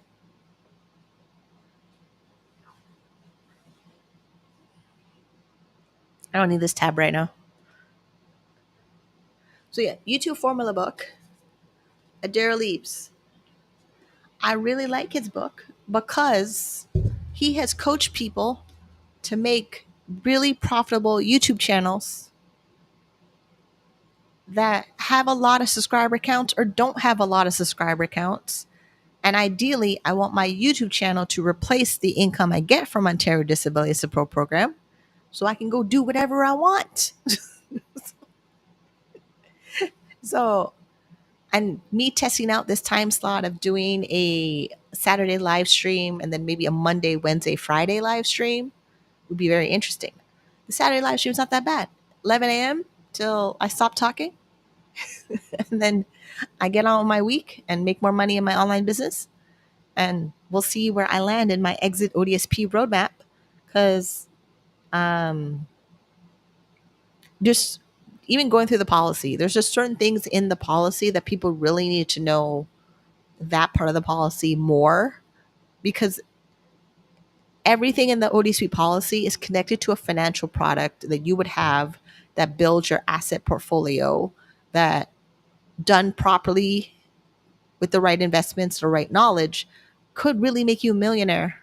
I'm not like it's not like this dream. No, it's a reality. Like tax-free savings account that we have, the first home savings account that we have, registered disability savings plans, if we use them properly, everything, if we use properly financially, could lift you out of poverty and not wait for the government to lift you out of poverty. And I'm super excited by it because I've been doing it and I see it happen. And like earlier, I checked my investments. One of them has a dividend of $3,400. I didn't do anything. It's just there. It stays in the portfolio to reinvest in the portfolio. But if that was a drip into my checking account, I wouldn't be on ODSP right now. Not for the month of July, June, wait, August. Yeah, August. I wouldn't have it. Like if I reported my dividends that came in that are similar to what's happening in my portfolio right now, yeah, I'd be off of ODSP. Yeah, it's very fascinating how that works. And how much I deposit in my disability savings plan. Where's my spreadsheet? Here is my personal spreadsheet with my actual numbers. I deposits I made $20,525 of deposits into my disability savings plan. That's me. That's my work, my income, mom, dad, and grandma helping me. The one time benefit we got during the pandemic for people that had the registered disability tax credit, the $600 went in there. The new Canada disability benefit money is going to go in there. That's from 2020 to 2024. I didn't put anything now for 2025 yet. It's in the plan because I have to deposit $1,950 into my disability savings plan before December 31st. So the government matches my contributions to 4,400, and then it grows into my portfolio based on investments I have. Some of them are ETFs. One of them is a S&P 500, was an S&P 60, a global dynamic fund, a global dynamic real estate fund. They're diversified in everything we have right now that's going on in the stock market and in our economy and companies and the way they're growing. Some things are in technology, some things are in health, some things are in banking. Basically, everything that we already use every single day is in my portfolio.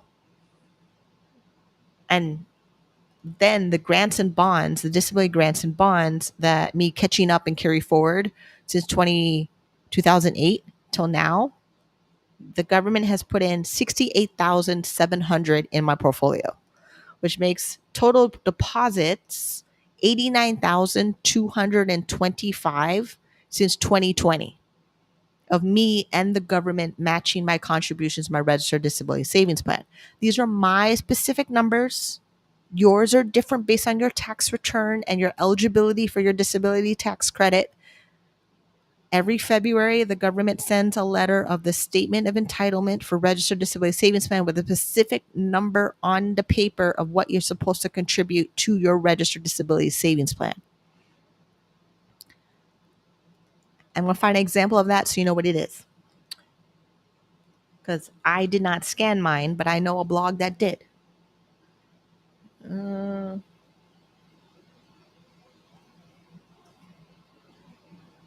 I'll put his website in chat because this is the website that helped me manage my registered disability savings plan, because this person manages his for his son, which is very, very helpful for people like us with the registered disability savings plan. I'm going to find where he put them in. Where is it? I know he had them here.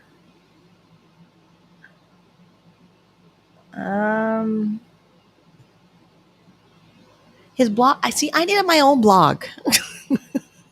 I really do. I need my own blog. RDSPs. Where is your statement of entitlement screenshots?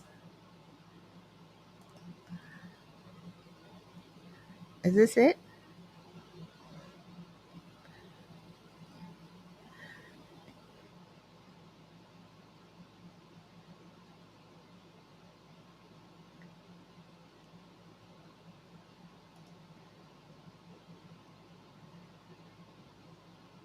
Well, I mean, I haven't been on his website as it, but can you?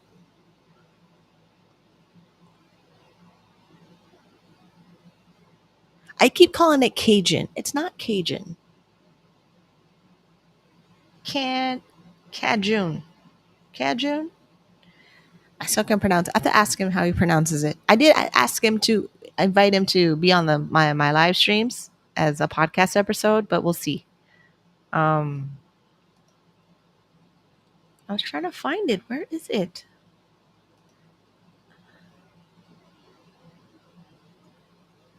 All right. I know that link's in chat, but I want to see if I can find statement of entitlement. Oh, here they are. Took me long enough.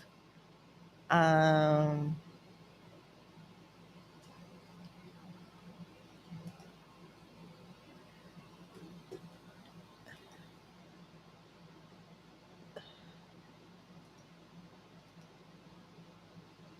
so it's a paper that looks like this. I mean, this is this is the box that we see on that paper, the statement of entitlement. My like how mine said, um, this is the maximum amount of grant available in 2019. So mine says 4,400, but theirs says 1,020. It's based on the as a beneficiary. All right. So here you put each year we receive is the registered disability savings plan statement of entitlement, statement of grant entitlement from the government. This statement tells us how much my son will receive in grants on his RDSP for this year. There is also a statement about how much money that can be deposited into the account or receive these grants. So, like I said, mine deposit $1,950. The government put in 4,400. Theirs for 2019 at the time was if they deposit 1,020, the government will match 1,020, and then it's up until the age of 49 of what $20,000 in disability savings bonds and $70,000 in disability savings grants. It's a 3,500. Um, various community center have wait. Let me put this on screen. Various community center have low income memberships where if you qualify, you can get free or discounted membership. Includes pools and weights. Yes, if you want to go outside to a gym, I do not. So, I was there talking earlier about building my home gym. Like there's one in my neighborhood. There's a community center in my neighborhood that has cardio equipment, and I think they have weights. I'm just reluctant of going there because I don't want to deal with my multiple sclerosis bladder problems when I'm out in public too often. So I tend to focus on building my home gym versus going outside to a gym. But if there is free pool weights and cardio equipment out there, I say take full advantage of it because exercising reduces stress, it reduces symptoms for some people's disability benefits, disability conditions, and it gets you in the routine of going out and doing something that has nothing to do with worrying about your disability. Yeah. So this website here, Canadian Personal Finance Blog, Canada Jews. Well, it says June, but it's not June. The E is not there. Finances. I may make a mini on Cam blog with my financial journey on it because a lot of my financial journey has changed. You can see the videos of it on my YouTube channel from 2017 till now, where I paid off $8,000 in 9 months following the Dave Ramsey baby steps. Then I got a little lazy about it because money is boring. I don't know if you know this. Once you have money going in the right places and your basic needs are taken care of, money is super boring. Like it's actually really, really boring. When you're no longer worried about money and you're no longer worried about can I pay bills? Can I get this? Can I get that? It becomes boring. Like it goes into the investments and it moves around in the stock market Either it gets bigger or it gets smaller, and then that's it. Like, oh yeah, there's $9,000 of cash sitting in my registered disability savings plan. So I had to call my financial planner to be like, hey, there's cash sitting in my account. Can we, like, I thought it was supposed to be invested in my, right now, most of my stuff is going into my dynamic fund and my real estate fund. I'm not really investing into my ETFs, but I may keep them because they keep me diversified. So I may, next time I have my meeting with my financial planner and we talk about my ETFs again. Because at one point I thought I was going to sell my ETFs and only have my mutual funds. But now when I looked at them and then I see the dividend of $700 in my S&P 500, I think I'll keep it. I do. I think I'll keep my ETFs in my RDSP. Is it different? So I have dynamic fund, real estate fund. Real estate fund is a first home savings account. Dynamic global fund is my RSP and TFSA. So they're smaller, but the behavior is similar to my registered disability savings plan in the way that they move up and down in the market, how they get dividends, because they're the same. It's the same portfolio. Wait, same investment product inside the registered retirement savings plan and my TFSA, that both of them are in my RDSP, which is a whole different word problem to have versus like, oh, I need groceries tomorrow morning. I'm okay. I have $100 in my bank account for groceries. I will get groceries between later today or tomorrow morning. Spend $100. I tend to get the same food all the time, so the budget roughly stays the same for groceries. The only thing is I need to make money to buy groceries next week. And the next payment date of Ontario Disability Support Program is July 31st. And I already budgeted to pay $300 of groceries at the end of the month, which is this spreadsheet budget right here.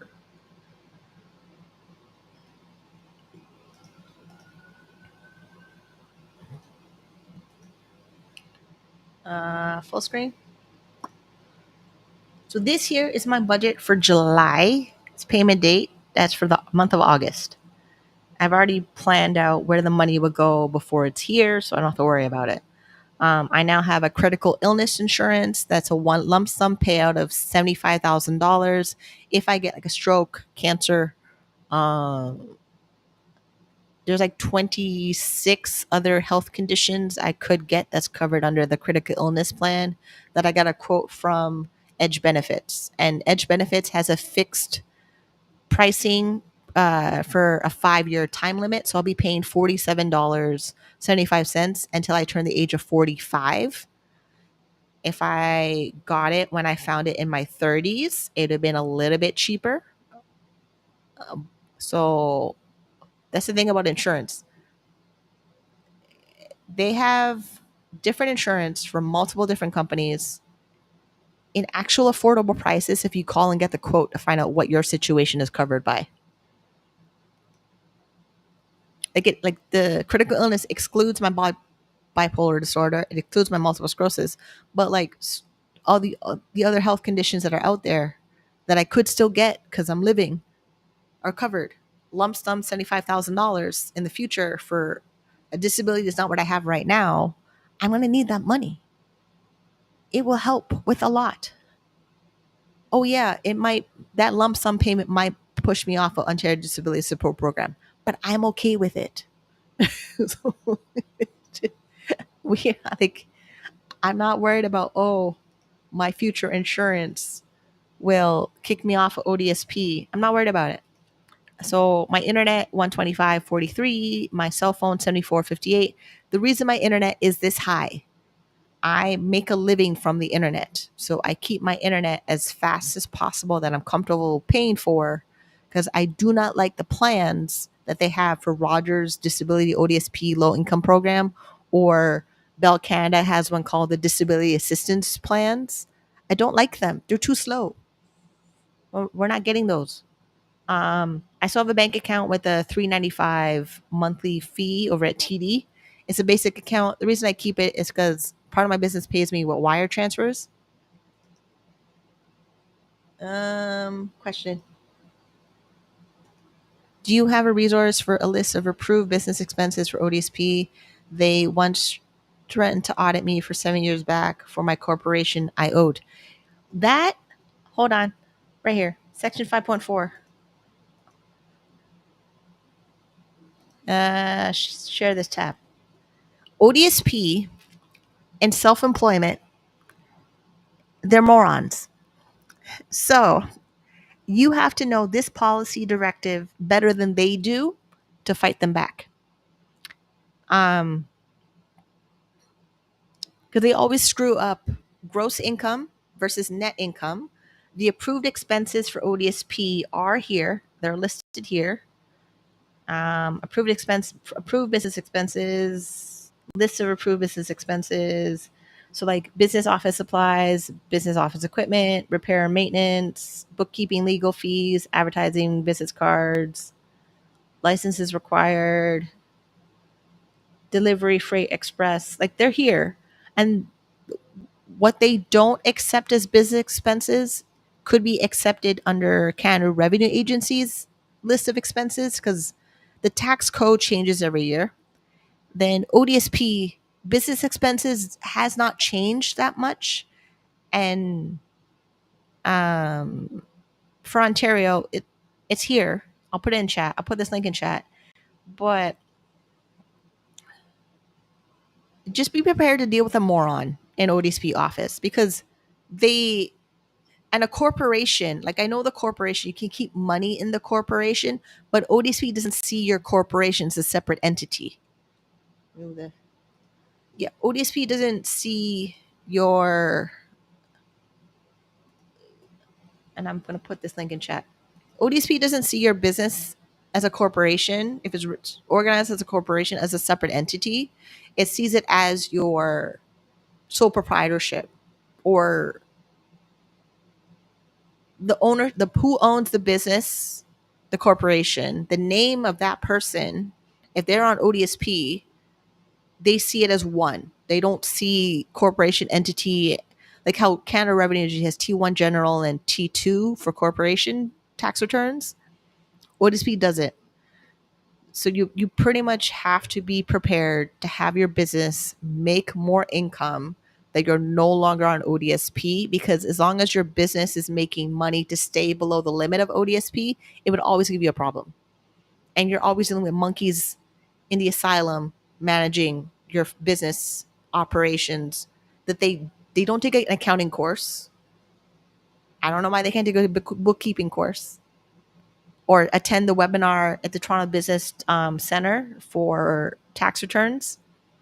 They're not doing that. And the policy in Ontario for self-employment is not following the Canada Revenue Agency's rules like it does in British Columbia and Alberta.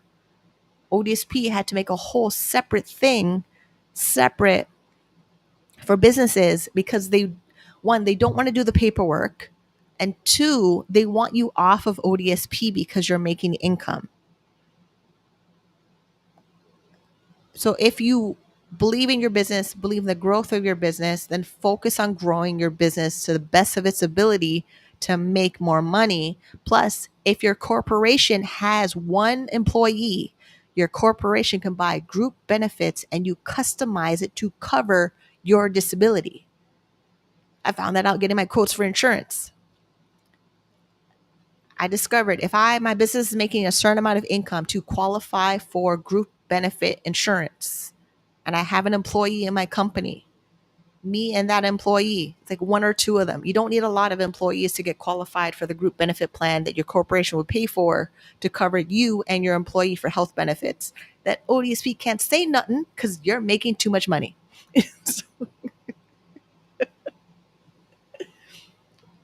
And this, I would like, it's fine. I'm the messenger. It's okay. I can be the messenger. It's fine. Like, I'm getting mad at a caseworker doesn't understand this, but a caseworker's not in the job of helping us. Like, a caseworker is really not in the job of helping us flourish. We got to do it ourselves.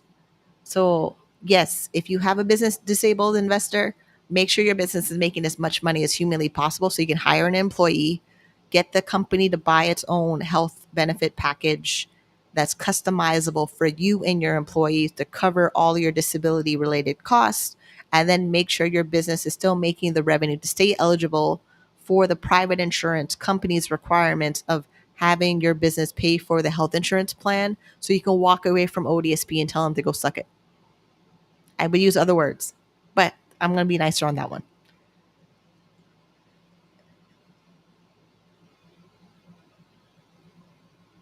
Yeah, here. Hey, hold on. I found something.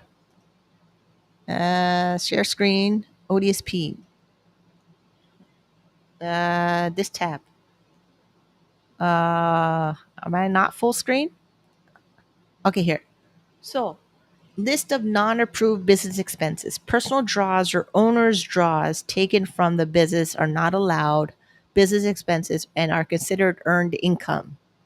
This, the reason I highlight this is because when people give me advice about being on disability and having a company, they believe that I can take an owner's draw, my salary out of my company because I set up as a corporation and it won't affect my disability benefits. That rule, I believe, is in the American Disability Program. It's not in Ontario Disability Support Program. And when I argue with people, I cannot do that being where I am. They think I'm being difficult, but I know it's because they themselves never read this policy to see it right here in black and white that I cannot do that thing, even though I could do it in a different country's disability benefits program. So, reading the policy also stops you from taking advice from people who don't read the policy. Oh, Guatemala. Caseworkers, what work do they do? Um, they're fraud detectors. They're basically there to determine your eligibility and to then decide when do they audit you or then when do they send your file for investigation for fraud. They're basically waiting for you to make a mistake in everything in the policy directive says. You go up here. I remember it said it in the preamble. Preamble. Here. Ontario Disability Support Program was created to meet the unique needs of people with disabilities. The program provides income support, including health and other benefits for people with disabilities in financial need. The program provides employment supports to help people with disabilities prepare for, attain, or maintain a job. The intent of the program is to provide the supports necessary to enable individuals and families to live as independently as possible in the community and lead more productive, dignified lives. The Ontario Disability Support Program Act 1997 and regulations provide the legislative framework for realizing a separate system of income and employment supports for people with disabilities. The legislation states the purpose of the ODSP Act is to provide income and employment supports to eligible persons with disabilities, recognize that government, communities, families, and individuals share responsibility for providing such supports. You know, we don't do that, but we're supposed to. Effectively serve people with disabilities who need assistance, be accountable to the taxpayers of Ontario. Policy directives provide the interpretation and application of legislative and policy requirements of the program. The policy directives will guide provincial staff in the delivery of the Ontario Disability Support Program. New policy directives will be issued as regulation and policy changes. And they'll change something and not notify you they changed something. So I will read the policy as much as possible so people are updated what the changes and current status of the policies are. The purpose of the policy directive is to enable consistent decision making across the province to ensure accountability for those decisions, which they also don't do. So we're going to make sure that they do it by me turning this into a Saturday policy study, so we can. The policy directives provide staff with the guidance they need to make decisions regarding the client's entitlements to services, supports, and benefits. The ODSP legislation and policies allow for discretion in many areas. In keeping with the spirit of the legislation, staff should use the discretion to ensure that clients receive all of the benefits to which they are entitled in accordance with its purpose of providing income support to persons with disabilities. The ODSP Act regulations and policies should be interpreted flexible and broadly. I don't like that part. The flexible and broadly, it gives the caseworker more permission to do whatever they want because they have an opinion that's not actually based on policy or um, tax law or your actual needs of who you are as a person with a disability. It's super frustrating and annoying. ODSP services will be provided based on the client's individual needs and circumstances. I know it says that, but it doesn't do that. Consistent with the intent of the Ontarians with Disabilities Act 2001, barriers to accessing ODSP must be removed or minimized so that all clients are able to benefit from the services available.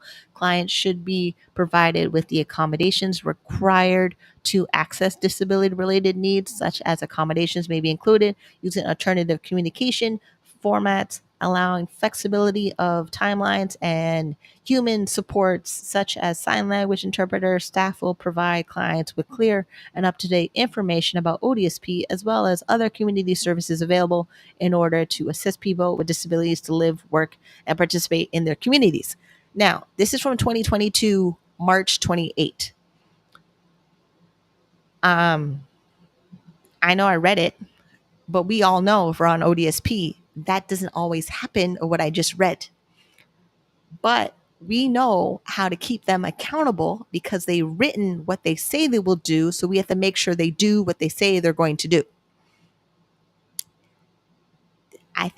I think Saturdays at 11, I read the policy and I answer as many questions as possible about it. So that way you get to live the life you want to live because it says we're supposed to live dignified lives based on the policy. I read it. I saw it. Now we have to figure out how we're supposed to do that and to and there's just so much I read in there like, oh my God. So I need a moment to debrief.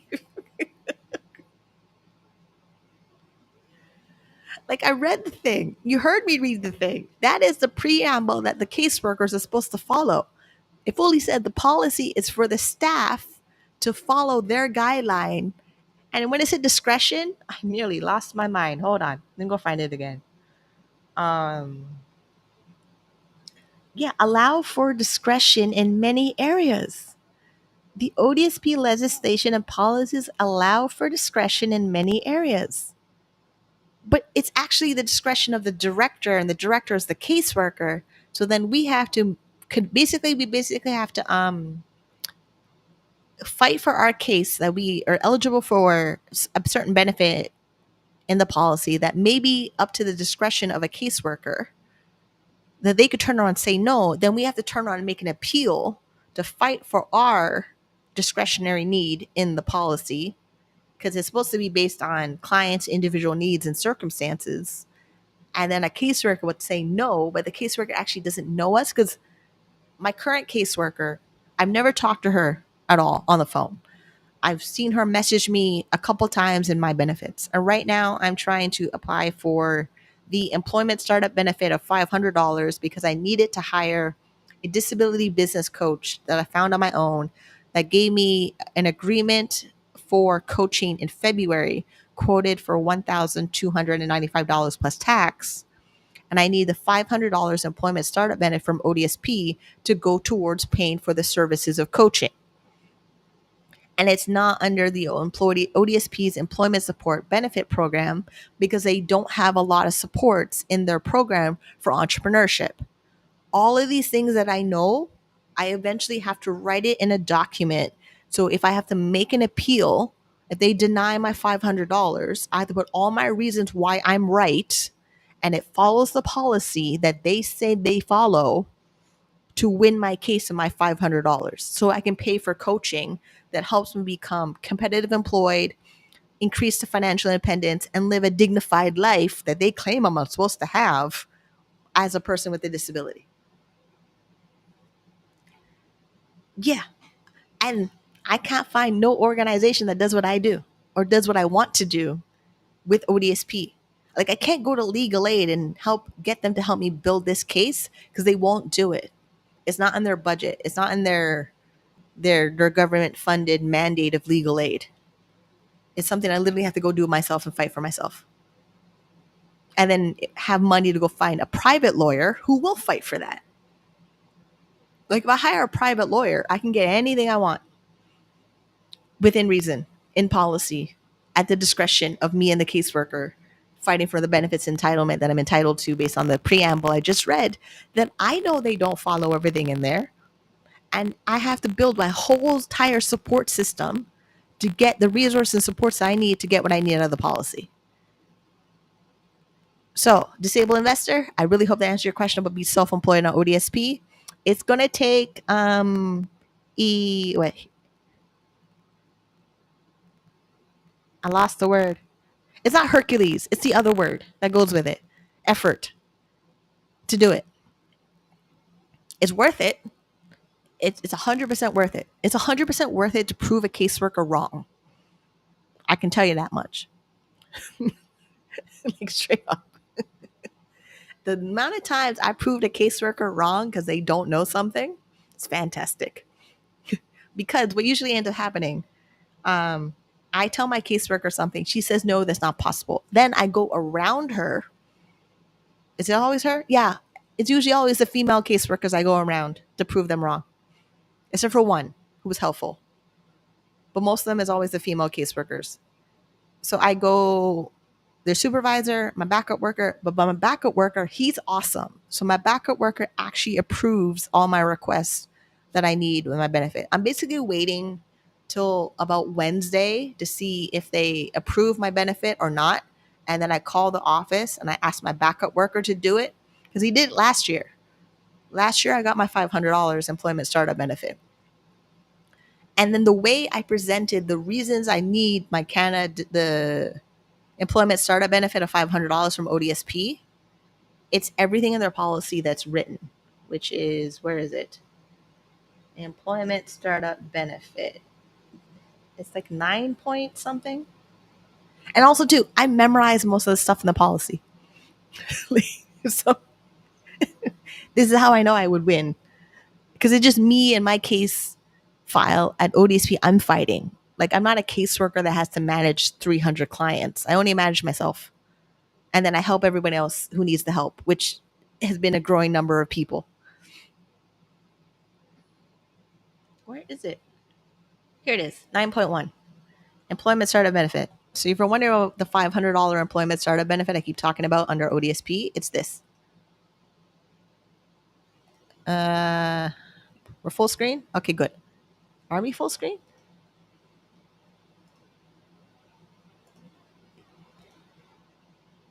I like this one better. Okay. Wait.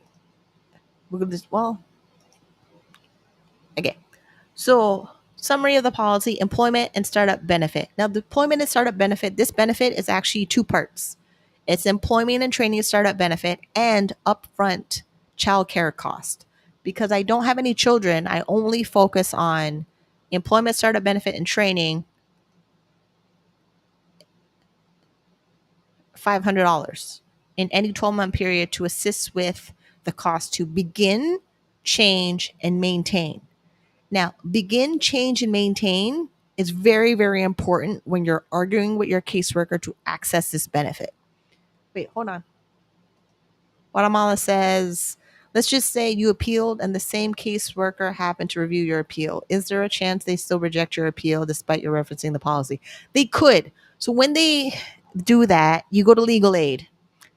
So there's a point where you can try to work with your caseworker one-on-one to prove why you need it, and they'll keep saying no. And then eventually they need their decision in writing. Then you bring their written decision to legal aid, and legal aid builds your whole case of why they have to approve it. And then if they still deny it and it's still frustrating, you still know you're right and they're wrong, you have to make a complaint to the Ombudsman of Ontario, and eventually in the process they'll admit they're wrong and then prove that you're right. and you could get a back pay lump sum for the mistake that they made. So it's worth always knowing what your rights are and what you're entitled to. And when a caseworker decides to say no because they on a power trip or they're miserable, you can actually get the entire government body to win your case for you. Because for some people, for certain things, like the mistake they make with OSAP and ODSP, where sometimes you get too much OSAP that's not educational funding, you end up getting a clawback of your ODSP payment, or you're no longer receiving ODSP. So then you have to go through the whole system of appeal, maybe go to court, maybe make a complaint to Ombudsman of Ontario to get them to make the correction on their mistake. And depending on the correction, you either get the ODSP that they claim you don't owe anymore from the overpayment, or you keep the money. Like, there's a way the system balances itself out where it corrects everything. And just a lot of people don't know it, or a lot of people give up in fighting for it, when you're supposed to fight for it the entire time you're eligible for government benefits, like any of them, even insurance. Like, giving up actually doesn't make the situation better. Like, you're better to go through the whole system, the whole process, and speak to a judge, and then have a judge make the decision, versus you giving up before you're actually at the finish line. Because, like, the whole begin, change, and maintain employment benefit, sometimes a caseworker will say, no, it has to be for new employment, when I know the policy says begin, change, or maintain all three. So when I write my letter, I let them know, like, this activity is to maintain employment, or this activity is to upgrade my skills in employment or self-employment. And the thing is, it also says self-employment. So, like, when I find self-employment here, for the purposes of the ESUB, employment includes full-time, part-time, casual self-employment. So me running a business, and then the one time I worked at Elections Ontario, that I had a part-time job, and I had my self-employment business. I still have my self-employment business. I actually always have my self-employment business because it makes sure that I always have a reason to apply for the employment and startup benefit, because it's available in any 12-month period to assist them with the cost to begin, change, and maintain. And this is where I would find different government programs, like the YMCA has an entrepreneurship program, Rise Help Canada has an entrepreneurship program. I hire a private coach, and then I upload the contract agreement for coaching to my benefits when requesting my employment startup benefit. So they know I'm hiring a coach. If they want to go to the coach's website to have a consultation with that coach, they could.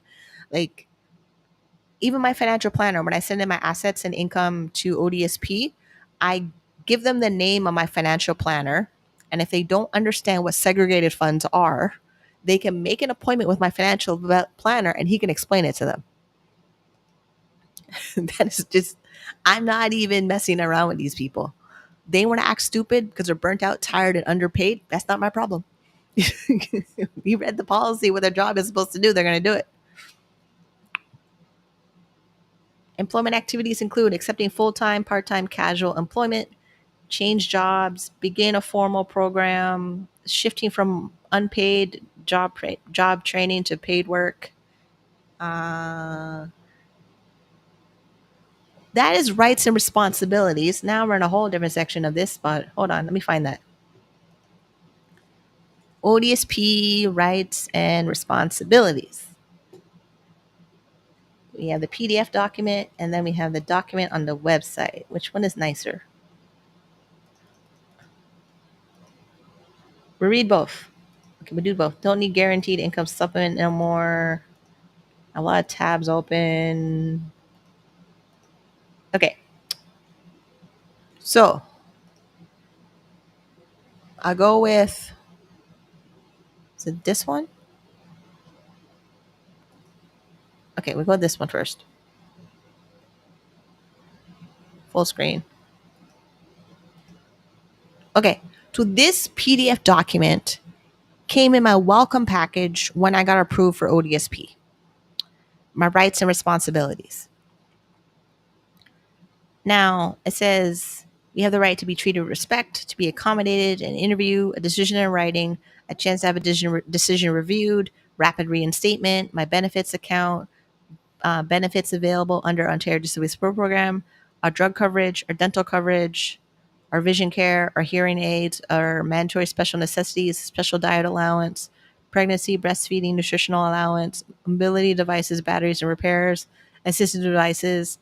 Ooh, right. Assistive devices. Right now, we have the application's open to get the cooling devices between June to September. And it's a $300 benefit if your doctor can write a letter of purpose of you having a cooling device due to related to your disability. Some caseworkers say it's not true, but it is. And a lot of people may have some troubles with it because people are calling it a discretionary benefit. It's not. It's an assisted device benefit, and it's under Ontario government's health. It's under multiple parts of the government. So it's under Ontario's assisted device program, the ADP. Then it's in City of Toronto's cooling device program. Then it's three benefits. It's also under, where's the flyer? Hold on, I had a flyer for it.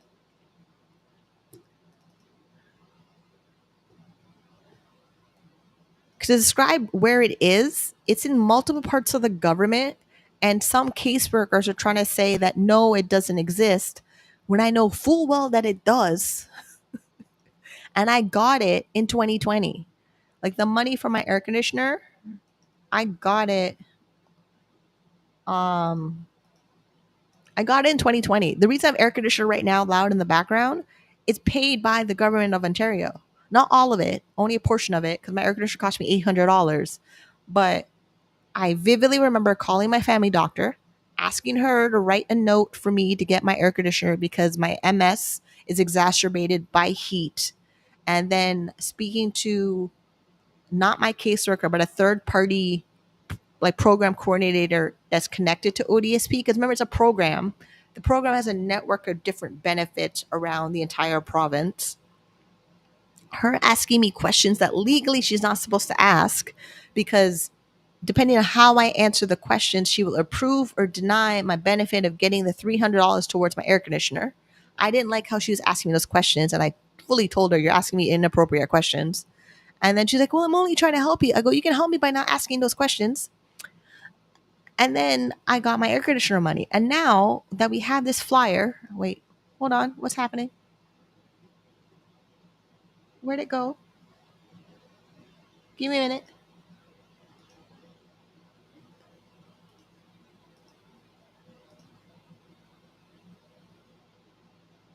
If I, it should be fine. It's fine over here.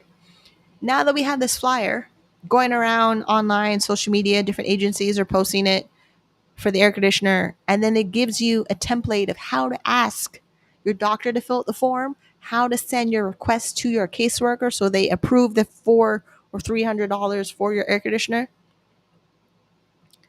And then they're going to use their discretion to claim that it doesn't exist, when send them this paper. It's there. I know it's there. I got it. This is one of the things you literally have to fight your caseworker to prove, I know I'm right. I know it's there. Stop denying what I know it's there. The only reason I'm not so it's also this benefit here. The cooling device is available once every 4 years. Technically, I should be getting it again. I don't want to. I don't want to deal with the hassle of going through the process. All right, let's go back to more rights and responsibilities. And this one. Yeah, the assisted device program is like one of the biggest things you can get in ODSP. Like guide dog benefit, discretionary benefit, low cost energy conserving measures. This is that's Ontario. So even this is the Toronto Hydro program. There's a low energy income program that gives you a credit on your hydro bill to lower your bill from your hydro. Either your caseworker could apply for it or you can apply for it on your own, which I feel like I should share my screen and show you where that is next. Then employment startup benefit. We already went through that policy. This is what I'm trying to apply for, to use for begin, change, and maintain any activity that keeps me employed in the marketplace. A participation benefit. Is this a $100 work related benefit? You may receive money when participating in an employment related activity to help with the cost of services, supports you need to stay. What? This is probably in Ontario Works. You may receive money when participating in an employment activity. Uh, I think it's in Ontario Works because this is $500. I know that one. I know this one. That's a $100 work related benefit. This is upfront childcare cost benefit. That's inside of the startup benefit. This, I hate how they do that. So this is two benefits, but it's written as if there's four benefits. But two of the benefits are combined. Work-related benefit is also the participation benefit, unless it's a different benefit under Ontario Works, because your family unit could be on ODSP and Ontario Works, depending on who has a disability and who doesn't, because they try to give all the support benefits to everybody in your household, from anybody being on ODSP or Ontario Works, because it's based on the family unit benefit unit who's eligible, included in the application of social assistance. It's also in the Canada Dental Benefit and the Canada Dental Care Plan, and also your disability tax credit, and then how you make contributions to your registered disability savings plan. So everything is not, we don't have anything that's based on individual unless it's your long-term, short-term disability benefit, which is different. But all the government benefits is based on the entire family for determining eligibility based on income and what benefits and supports you access. I'm single, but it's super annoying how if I become married and who I'm married to has children or not have children, and depending on the ages of the children, if they live with us or don't live with us, affects my disability benefits. Extended health benefits. We talked about this part of the exit strategy, or when you turn over the age of 65. Traditional health benefits is also part of when you're leaving ODSP. Employment transitional benefits is the $500 they give you for leaving ODSP when you qualify. Employment supports, that's the job agencies and third-party employment agencies that help people with resume writing, interview skills. Some of them do small business entrepreneurship programs, but the entrepreneurship programs tend to lose funding quickly because if there's not enough participants going through the programs, they stop providing them and they lose funding. Traditional child benefit, I don't know what that is, but I think if it's the tax credit. So like, it's annoying. So some of the benefits we have are in our tax system, but then ODSP acts like it's their benefit when it's not. It's just in the government in total. So this is where going to a caseworker and asking for certain benefits is confusing, because not all the benefits they actually control. They think they do, but they really don't. Discretionary benefits. This is Ontario Works. And then Ontario Works and then ODSP, some of the benefits overlap. I know I said this, but like, they keep repeating it in this whole document more than one time. And then responsibilities. Treat everyone with respect.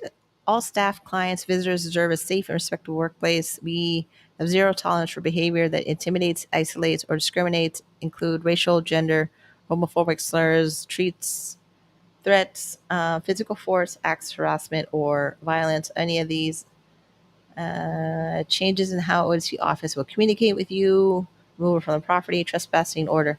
I mean, no, that was always there. I'm wondering if this was new, but this was always here. It was always there. It's because if you ever go to a disability office, there are people that live there because they're unhoused, that they're in the office, that make me not want to go to the office because how bad it smells. And then I have to go to the office sometimes to deal with the file of me being on ODSP. And part of the motivation of me not wanting to be on ODSP is because of how bad the office smells. Yeah. Accommodation needs, interviews, seek other supports. You must try to get money and support from other sources that you and your family member may qualify for. An example of financial resources, the Canada Pension Plan disability benefits. Huh. This is funny. Part of the policy in the document, it says that ODSP can't make you apply for a Canada Pension Plan, but here still says that they want you to apply for the Canada Pension Plan. I don't qualify for it because it's only $1,019 there. I would get like $30 a month. Plus, my disability is not severe enough to qualify for Canada Pension Plan disability benefits. But they want you to make every reasonable effort to apply for it. And if you don't make every reasonable effort to apply for other income sources that are out there, like the Canada Disability Benefit that's happening right now, and CERB, when CERB is there, and EI, and long-term, short-term disability, or an inheritance that you could be receiving from family, they could suspend your file because you don't actually follow their rules. As a whole, seek other support. To keep records, receipts, and statements. This is very, very important. So my benefits, unhoused people that don't have proper hygiene smell really bad, like rotten flesh smell. That's why. Like a large number of people are unhoused. That means a large number of people don't have running water nearby or or soap for to clean their clothes in the laundry machine. So they there's a smell that comes with it that lingers for a very long time. It's just what it is. Yeah. And if you're out in public more, you notice it because unhoused people are everywhere in the city, especially live in the big cities. They're there. And malls, they're there. And subways, they're there. And if we had a basic income or a universal basic income, we could reduce that drastically. On so many levels, we could reduce that drastically. Because Ontario Works, the welfare program is $733 a month. Ontario Disability Support Program, the base amount is up to 100, I mean not 100, $1,408 a month. So with the numbers being what they are and they don't match up with the cost of living, when average rent in Toronto is about 2,500, and if you're going to go, let's say you're going to look for an apartment and you want to get the apartment and you've been unhoused and you haven't had a shower and you haven't cleaned clothes or done laundry in a while, you're more likely not to get the apartment because you smell, because you've been living in a shelter for a period of time, that you don't have access to proper hygiene products to make sure you look like a good candidate to go get the apartment that you want to live in so you can actually live in your own space. They're literally causing a problem bigger to have us not be successful because they don't give us the base amount to be successful. If the only way to change that is to write to your MPP, member of parliament, and emphasize the importance of them increasing income support so that people have a chance to thrive. And it's not like it's just low income people. You can be middle income family. Something happens, you don't get back to work, you become disabled, you use all your savings, you cash out your investments, then you qualify for government assistance because your asset limits are below their eligibility criteria. Then you're in the government programs of $1,408 for ODSP or $733 for Ontario Works. There's a different number if you're a couple. There's a different number if you're a couple with children or single with children, but it's still under $3,000 a month. And if rent is $2,500, and then if you have a mortgage, because you can have a house, you can still keep your house and be on government assistance because we went over that with the asset limits. So you can still have your primary residence, you can still have a primary vehicle. So you probably sold your second car, you probably sold the boat, you probably like all the things that middle income had as a certain lifestyle status. And if husband's not going back to work and wife is not going back to work and children have a disability, it changes everybody's income economic dynamic very quickly, very fast once anybody who gets approved for ODSP, because it's based on the member family benefit of the family unit.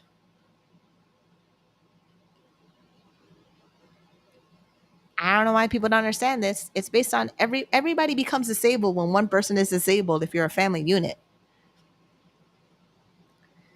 To report your income, they cut, yeah, 2 pages here. To report changes to your living arrangement or other changes to your status, change your address, a phone number, housing costs, rent. So like to get the maximum shelter, you have to be renting a non-rent to geared income apartment. Like I live in a unit that's rent $995 a month, but I've been living here since 2007. So we're going on 18 years of living here. If my building wants to get greedy and sell the property or decide they want to move in here for a family member, I'm SOL. And then my income is not high enough to go rent something else in the neighborhood, because I believe this neighborhood has the higher number of rent control apartments. I wouldn't make it. I it's scary out there. It is. To report your assets, to repay your any overpayments. This is the funny part. So 9, the repay any overpayments is your responsibility based on the document. And then I could read over excess assets of overpayment, overpayment recovery, overpayment because the spouse triggered the overpayment. It's your responsibility to repay the overpayment. So there's some people on ODSP, they're unable to work, which is one of the criterias of being approved for ODSP. And I'm not even sure anymore being on ODSP approval is based on you're completely unable to work or you're partially unable to work. I do know that it's based on your disability impairment is expected to last 12 months or longer. Only because I've gone through employment supports and we read the preamble that it also says that it's income support and employment support for a person with a disability to remove the barriers from work. So the overpayment now, repaying it back, for me, it comes out of the check I get from ODSP. They take $79.15 a month. It's at $2,034 right now. It's 0% interest. If I'm no longer eligible for ODSP, I'm still responsible to pay it back. And if I still don't pay it back, it'll go through collections and they'll take my tax credits and tax refund to pay it back. So just because you're poor and unable to work, you're not excluded from repaying back the overpayment. It's your responsibility. It's your legal tax financial obligation to repay back your overpayment. Repay any transitional child benefits, participation requirements for adult members without a disability. So yes, if you have a spouse without the disability, they are expected to work. ODSP says so right here. Or show reasonable effort that they're finding work. Right here. So, right here.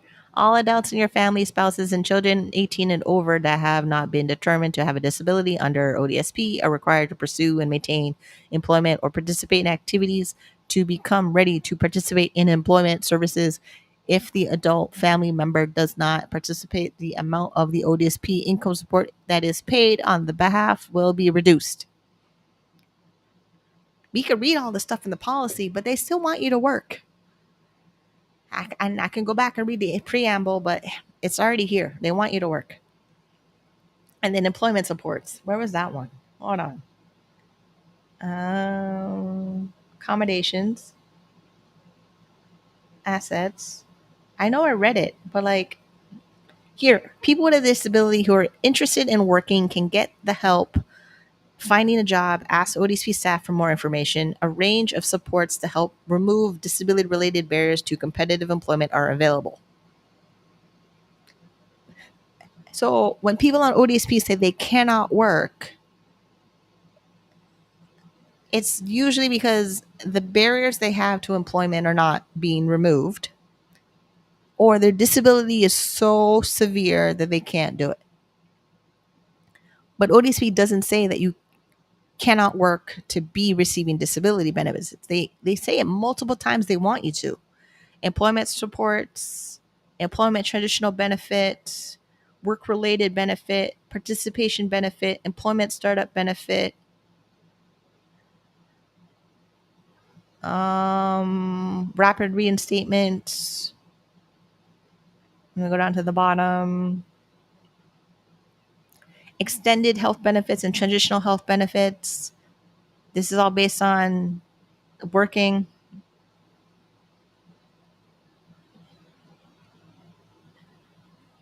Report your income, report your assets, repayment of any overpayment, participation for adults and families without benefit. There's like 6 or 7 that I read that are work related or employment related or employment participation readiness related. And then social assistance fraud. You're responsible for following the rules of Ontario Disability Program, including honest reporting of all changes in your income, assets, and living arrangements.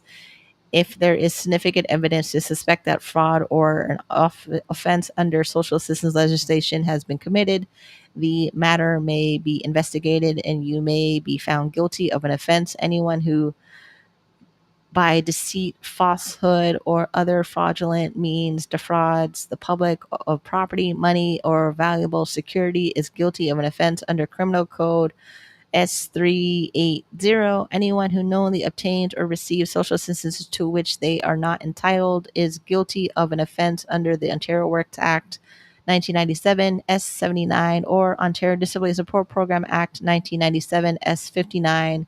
And then I have received a copy of this document. It has been explained to me. I've done that. I've explained it to you. We know what's in there. We do. I don't know what else to talk about. Like really, because I covered everything that there is. Unless there's like some burning question that's happening right now about policies, how they work, how they fit, what you're supposed to do. Um, the more I read it, it just reminds me, oh yeah, ODSP wants you to get up and get a job because it's built into the policy. It's said in there multiple times. And then, oh yeah, if you have a corporation and you take an owner's draw or owner's salary out of the your company, ODSP considers that income. Okay, like you, it's not like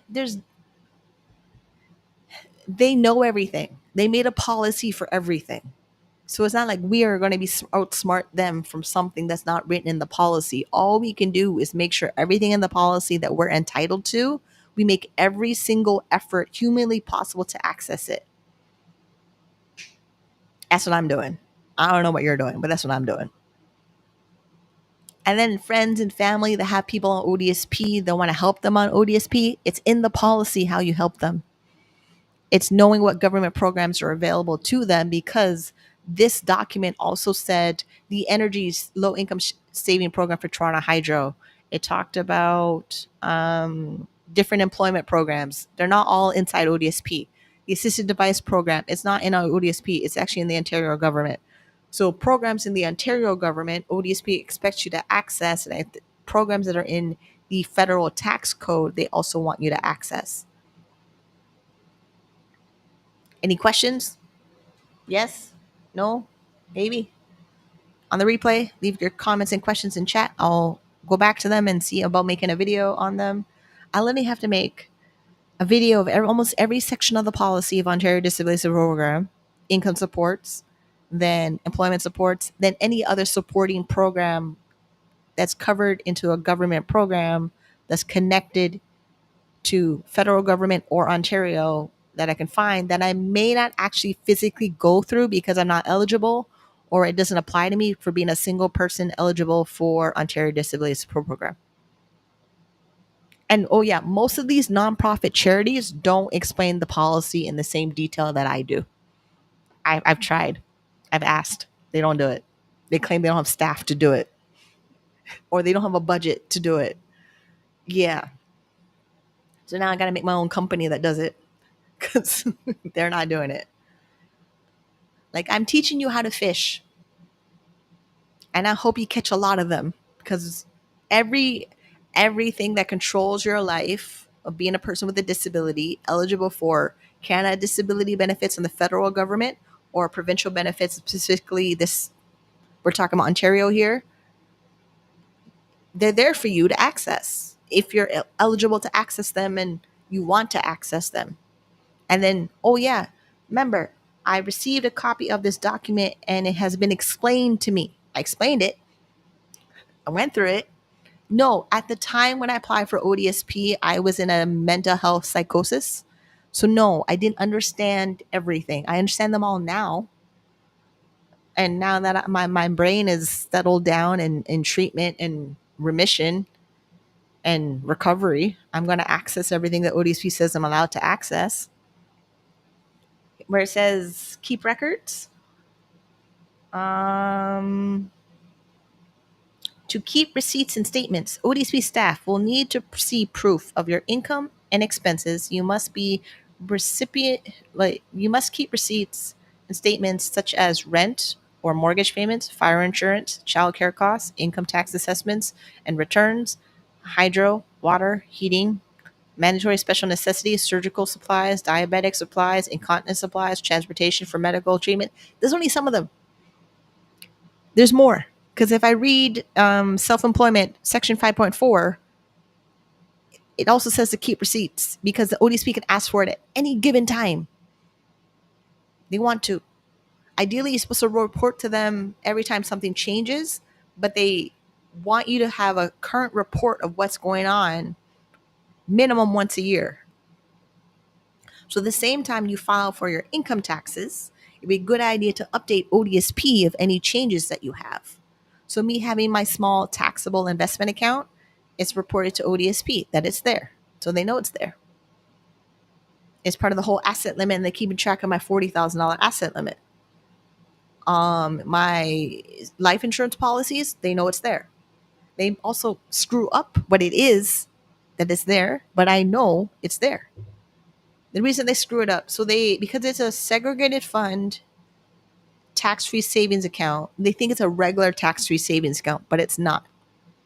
So I always have to give my caseworker documents to explain segregated fund, then tell them to contact my financial planner to get a lesson on segregated funds. And then I get them to reread section 4.8 life insurance and focus on the section in there that says segregated funds that has an investment vehicle for a value up to $100,000 as a partial exempt asset. And then life insurance plus funds held in a trust fund, which is section 4.7, the two of them have to equal $100,000 to be eligible. Like I said, I worry about my disability file every single day. My caseworker has like 300 clients. That's okay. I can do the job of one. That's it. Oh, yeah. If they want to give me trouble, I'll send them to court. I have time. I have time. And what the funny thing is, your caseworker could be your caseworker today, but not your caseworker next week or next month because they get fired. So don't really worry about who is your caseworker because they may not have their job tomorrow morning. Because my assigned caseworker changes a lot. Almost every 18 months, my caseworker changes on average since 2011. My backup worker, he's been there the whole time.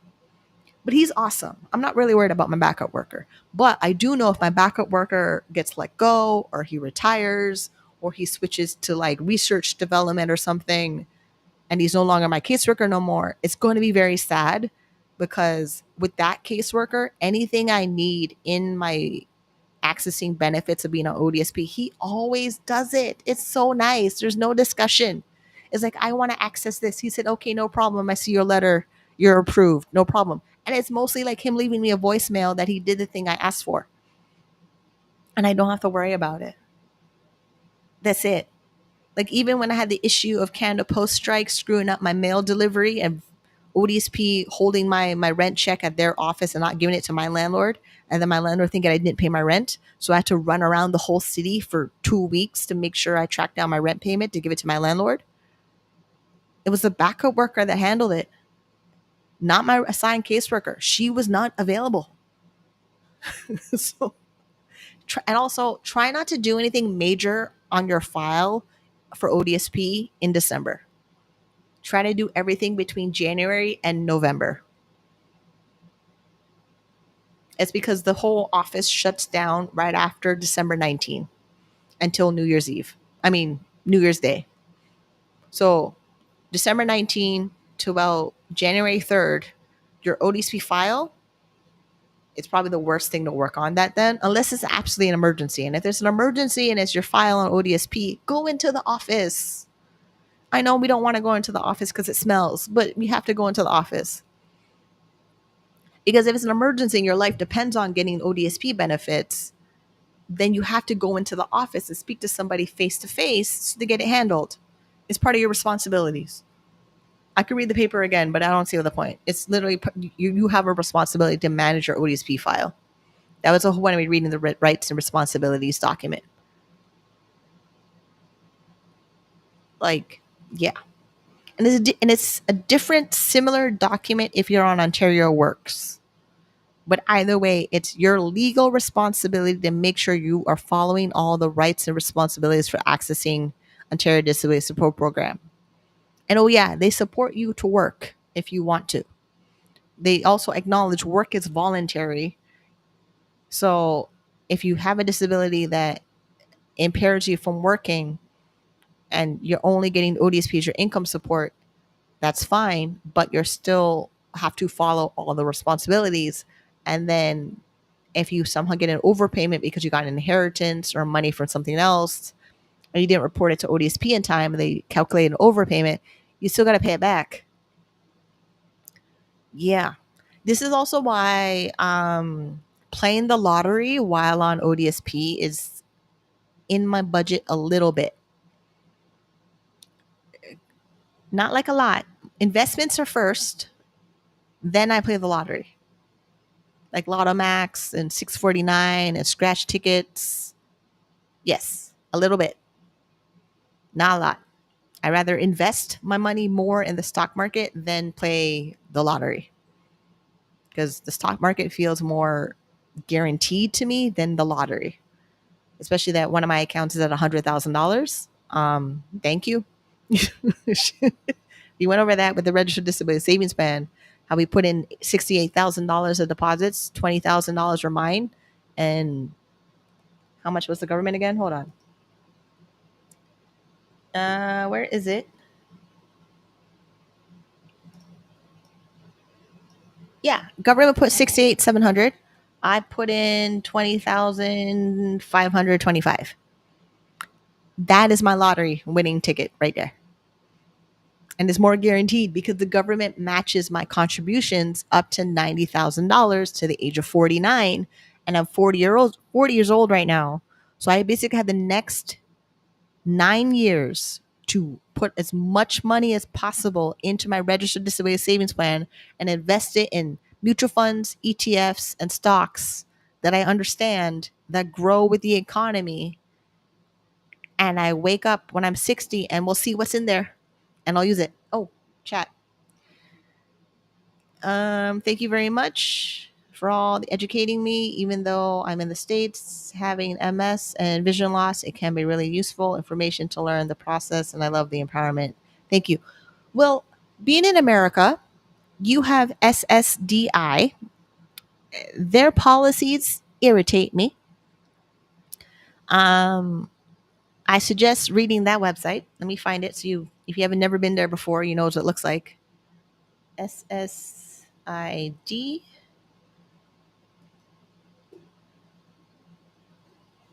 I'll probably make a whole separate video why I don't really like the American disability system, but it's okay.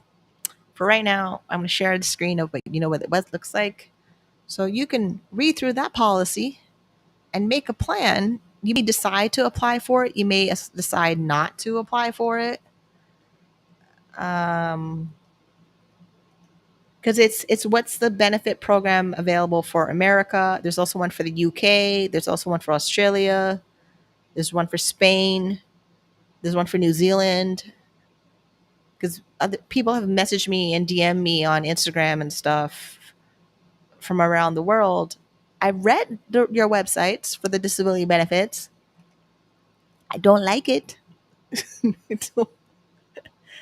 it's because of the policy. And the reason why I was reading other countries' policies, I got bored of reading Ontario because I memorized Ontario. I have a direct idea of being on Ontario Disability Support Program to a path of financial peace and independence, what I need to do, where I'm like, let me go read SSDI, American United States Disability Benefits Program, to figure out how this program works. And it's like there's similar stuff that we have in Ontario, but they're worded differently, or the financial numbers are different for America, UK, New Zealand, and Australia, and then Nova Scotia, which is in Canada. Because Canada has basically two disability, the federal government, which is Canada Pension Plan, then provincial ones. Each province has their own different one. And then when they were making research of disability reform and welfare reform, Canada was studying American to figure out how to change the policies for Canadian, when Canadian should only worry about Canadian and American should only worry about American. Because I don't know how you're going to look at another country's welfare program as an example to make yours when you need to ask the people that live in your country, what do they want? I don't know why. They do that all the time with policies and stuff.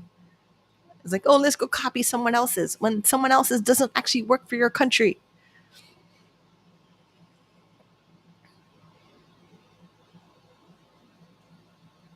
And the American website, way easier to read than the Canadian website. I just don't like, where was it? It's about resources and stuff.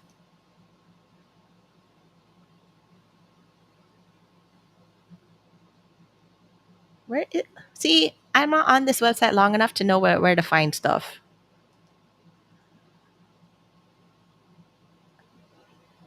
Okay, I have to take like 5 minutes by myself offline to read the American one and make a video so that I'm more American viewers than Canadian viewers on my YouTube channel. So I will do that. I will make a Canadian review of an American disability policy based on what I can find on your website to help Americans that watch my channel, so you can feel empowered to make your own decision for what your country offers you or decide not to. Because also, um, our country doesn't want other countries' people with a disability coming here because you take up our resources unless you can, what they call, fix your disability. Because I met a person that has a limb removed. She had to remove her limb, then come to Canada, then access benefits here. So you may have a spouse who's in a different country and you want to go over there and you have a disability. Your disability has to be stable before you move to the other country, then settle into the new country, then get into the system of like your social insurance number, bank accounts, and all those things, and then apply for disability benefits depending on your health condition and how you qualify, just like everybody else would. But it might not be the best option for you financially because of how bondage the policies are. I'm definitely passing on the good word to my Canadian friends that are blind or vision impaired. Yeah, they, I mean, there is the CNIB that help low vision blind Canadians. They might have supports of navigating benefits, but it's a good idea to read the policy yourself. And the way that the texts on the websites now are easier for me to read because my vision sometimes changes. I sometimes will have my screen reader read the websites to make it easier for me to understand what's there. I didn't do that today because I didn't know how to set up the audio to connect the screen reader to the restream. But when I use OBS, it's easier for me to plug in a screen reader, then the screen reader reads the policy, then I comment on what we heard from the screen reader reading the text on the screen, and then I have it highlight the text as it reads it to make it easier to follow along. I'll do that next time. I'll do that in the uploaded videos when I talk about policy to make it easier, but it's definitely a good thing. I would be more than happy to also help with any context of information that you need for the American videos. For one example, we have an able account. I read the able account. I like it because it changed the age limit from 26 to 40 something as your investment account. But that investment account doesn't have a government match like our Canadian accounts. But it is a very good account. If people in America are able to access that account and save money while on disability in America for them and their medical expenses to help cover the cost of living with a disability. Because Canada made a research study that I participated in that Canadians spend 40% more money to live with a disability because we have higher living expenses. So with the ABLE account in America, I really like that account. And I'm not going to make a video on that account, on the ABLE account, because I don't want to. I want to focus on Canadian information. But I read it. I read the ABLE account. I've talked to my American people, and we went through the policies for the ABLE account. We learned that they may be qualifying because the way that they categorize all the types of disability in codes, which is weird to me. Like there's code 2 and code 7 and code 8 for different types of disability that would qualify for the ABLE account. And I know that the ABLE account changed the age limit from 26 to 40 something to help people over there in America with disabilities. And yes, if you want to go make that video for it, knock yourself out because Americans need that video as well. What's this one? Achieving a better life experience is the kindness similar to you could earn up to $100,000 and not get impacted. Able account, right? Now I have to go look at it. Great. Hold on. Able account. Oh, contribution limit? What? Hold on.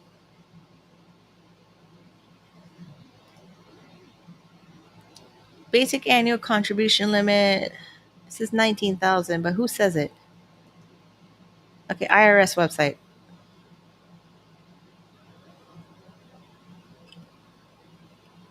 Main reason I don't read the American websites is because I don't live there. So I would never go through the actual process of what the policy says for living with a disability in America. I go through it in Ontario, Canada, and Canada. I'm not going through it in Ontario, Ohio, or Toronto, Ohio. Ontario, Canada, not Toronto, Ohio. They're very different. They're very, very different. They're very, very different. Policies, laws, regulations, strategies, financial products that we go through. Like here, it says rollover and transfers from the section 529 plans. Here, we have registered education savings plans. They're exempted under Ontario Disability Support Program for the purposes of funding education. Our rules are very different. Like, I'm not even going to try to read this website to figure out what this is, but I do see the contribution limit for 2025 is $19,000. Our registered disability savings plan contribution limit is a lifetime contribution limit of $200,000. See, very, very different. And then the contributions of receiving the disability savings grant is based on the family income at the time, the tax year for 2024. Since my income has been under those limits, I get to get the full amount of $1,000 in disability savings bonds into my disability savings plan. And then my catch-up contribution of $4,400 is based on me depositing $1,950. Very, very different than America. This is like I memorize Canadian. I'm not going to try learn American to confuse my Canadian brain that I don't need to. So, Americans watching the channel that you're have a person with a disability accessing benefits in America, read the policy.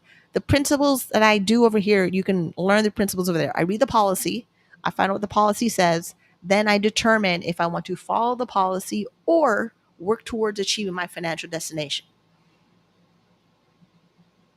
My financial destination is way more important than staying below the limits of policies for being disabled. That's just what that is. Like, flat out, that's what that is.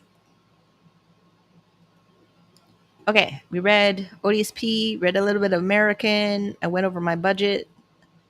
I have a lot of videos I have to upload for the rest of the year. Thank you, Hershey, for being in chat. Thank you, the Walamala, for being in chat. Disabled Investor, thank you for being in chat. This is the most people I've had in chat, which is awesome. So I'm very happy about that. Usually I have like one or two people, but this time I had three people in chat, actually talking in chat, where I got to use the Restream studio features, which is pretty nice. I do like it. Um, Wait, Brampton or Michigan? What? I don't know what that is. What do you? Brampton, Michigan. There's a Brampton, Michigan. Is that what I'm hearing? Is there? Wait, hold on. I clicked a button. I don't know why I closed the window yet. We weren't done yet. Brampton, Michigan. Mm, Well, I'm finding Michigan Avenue, so that's not helpful. Okay, there's Michigan Avenue in Brampton. See, we need to stop copying our names. Yeah, there's a Michigan Avenue. Great. Hold on. Let's find out. Okay, I found it. I think Brampton is an incorporated community in Delta County in the United States of Michigan. Township, Brampton. Okay. See, I found it.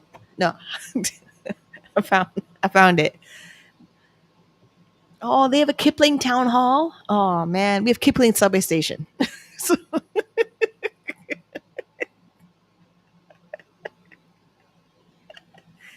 we have a Kipling Subway Station, and y'all have a Kipling Town Hall in Kipling. Okay, which is in the township of Brampton. Mm-mm. No, y'all need to stop. Mm-mm. This explains why mail gets lost. That is why that explains so much. That explains why mail gets lost. Like I remember when I had a pen pal in Jamaica and they lived in St. Thomas, and writing the address, I had to make sure it was going to St. Thomas in Jamaica, not St. Thomas, Ontario. But I didn't realize we have duplicate names for multiple things depending on where you live. That is confusing. Which, like, even children's names, like the amount of, I had two Heathers, two Laura. Wait, was it two Heathers and two Taras? Was it two Lauras? No, Megan and Laura were fine. Two Tara, two Heather, two Michael, and two Michaels. So two Michaels, two Heathers, two Taras in my class, from kindergarten to grade 7, where you just got used to Heather P and I forgot the other Heather. And I went to all their birthday parties. So you can imagine going to people's birthday parties and telling my parents I got invited to this person's birthday party, and they thought they went to that house already when there's two of them with the same name in the class. And then attendance, even the attendance, like that was just annoying. Um, oh, I didn't read this one. It says again to say, I understand you don't cover the U.S. market, but it's so refreshing to see that you're your fellow Canadians with the great information. Yeah, it is confusing. It was confusing in the beginning because you're on disability and you're told by a third person disability stuff, but you're not told to go read it yourself. Then 2017, I wanted to report my self-employment income because I've been self-employed since 2003 and I'm on disability in 2011. And I'm like, okay, my bipolar is stable. My medication is working. Let me figure out how to go back to work. And for me, work is self-employment, running my online business in the live stream adult entertainment industry and affiliate marketing and coaching and creating content online. So I wanted to figure out how to report my income. Then I get a caseworker that says, I don't really understand self-employment. That's what the caseworker should really tell me, that they don't understand self-employment, that I need to go figure it out. Instead, they suspended my file and told me I need to go through employment supports to find a employment support provider that works with people that are self-employed. And then the self-employment provider program forced me to recreate a business plan for a business I already been doing since 2003. And if I didn't do all those things, I wouldn't get my disability benefits that's been paying for the prescription that's been keeping my disability stable, because I finally found a working prescription to manage my bipolar depression disorder. That's 2016, 2017, 2018, and then 2019. And then 2020, all that happened. And then in between employment supports, when they told me to go make a business plan, they also went over the policy directive self-employment 5.4. I read that thing so much, I got tired. So I started reading the other parts of the policy. Then I saw in 2017, when I stumbled on Dave Ramsey's baby steps, I saw how I can use the Dave Ramsey baby steps to exit off of government assistance based on all the financial numbers that the policy controls for people eligible for disability benefits. This is why we went over assets, we went over income, we went over business assets, we went over benefits, and then health insurance. All those three things, if I control them myself, I don't have to worry about the government. Like, I don't. And then corporation and not being a corporation, how I learned that a corporation can buy health insurance for you and your employees. Yeah, that tells the government to suck it because I can take care of it on my own. Is it harder? I don't know. Like, I haven't done the other thing to completion. Like, and many other people on disability benefits, they haven't, like, the amount of people that document what they're doing financially are not that many. You mostly see like non-disabled people talk about financial independence, reaching their financial number, fat fi, lean fi, whatever. Okay, fine, sure, but do it with a disability that is episodic in nature. That one day you can move your leg, one day you can't see. Maybe a bladder issues. You're going to the bathroom every 2 seconds. Like, maybe you don't. That nobody's talking about that. There's Bravely Go. She has a channel. She has an episodic disability. I think Crohn's. She talks about her financial journey. She just bought a house. So there's a handful of us that do the thing really, really well. And Anna Mila, oh my dollar. She has rheumatoid arthritis. She talks about personal finance on her channel. She's American. She's on disability benefits in America, or was on it and no longer on it. But she did go through the process of it, of being on it, and then now she's not on it. I should put their channels in chat. Hold on. Um, that way you can go check out their channels. Is this her? Wait, where is it? All right, here's Oh My Dollar. I'll put Oh My Dollar in chat. Oh, here's your channel. Oh, that makes it so much easier. Let me put that on. Where is it? We have.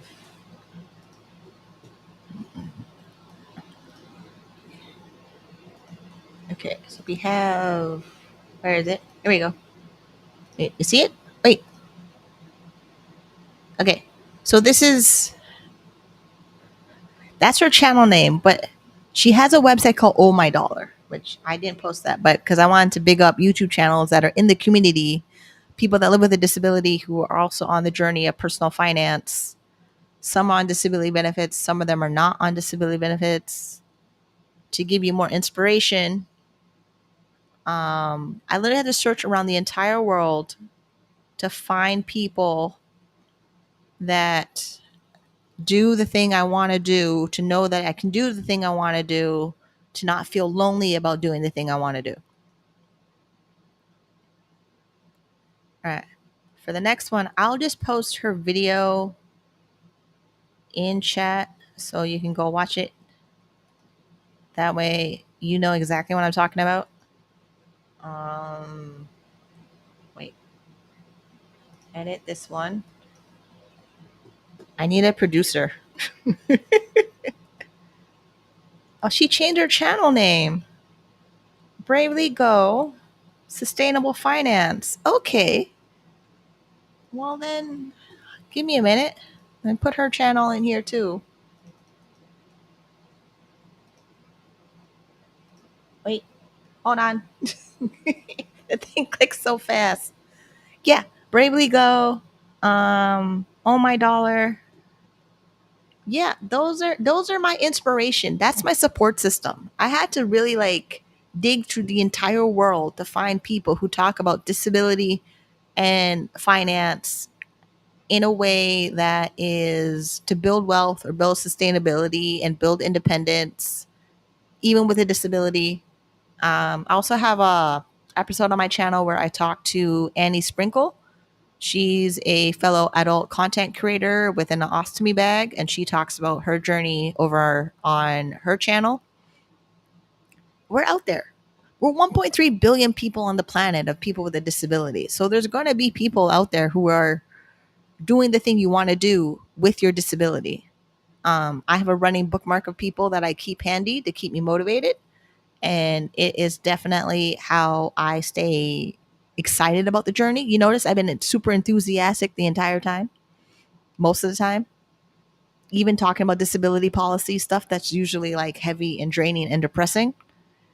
Not really. It's your ticket to freedom. Like once you reframe the policy meaning in your head, it's not like it, yes, it feels very bondage and a trap and defeating and all that stuff. But when you know your purpose in life, so for me, be a millionaire. Okay, what does that mean? Dave Ramsey baby steps. Dave Ramsey's helped out millions of people become millionaires. Even people on disability who've done their debt-free scream on Dave Ramsey, they're a millionaire. So some of the debt-free screams that I'll find on Dave Ramsey's channel of people with disabilities or the family with a disability or a family member with a disability on the debt-free scream, if they can pay off debt and then invest right after they pay off their debt and they stay out of debt and they're investing for the future, $1 million comes pretty quickly if you do the right things in the right order and you understand what you want. So we've been going on for 3.5 hours. I am very excited for how lively chat has been. It's been fantastic. I will have to put this on the calendar for next Saturday at 11 a.m. We're now 2:30, which is pretty funny to me. I will see you on the next one. And where's the thing that says subscribe to the channel? Ooh, yes, this one. See you on my next streams. Stay tuned and follow Minnie on Cam. There's a QR code in the corner to buy me a coffee right here. Go do that. And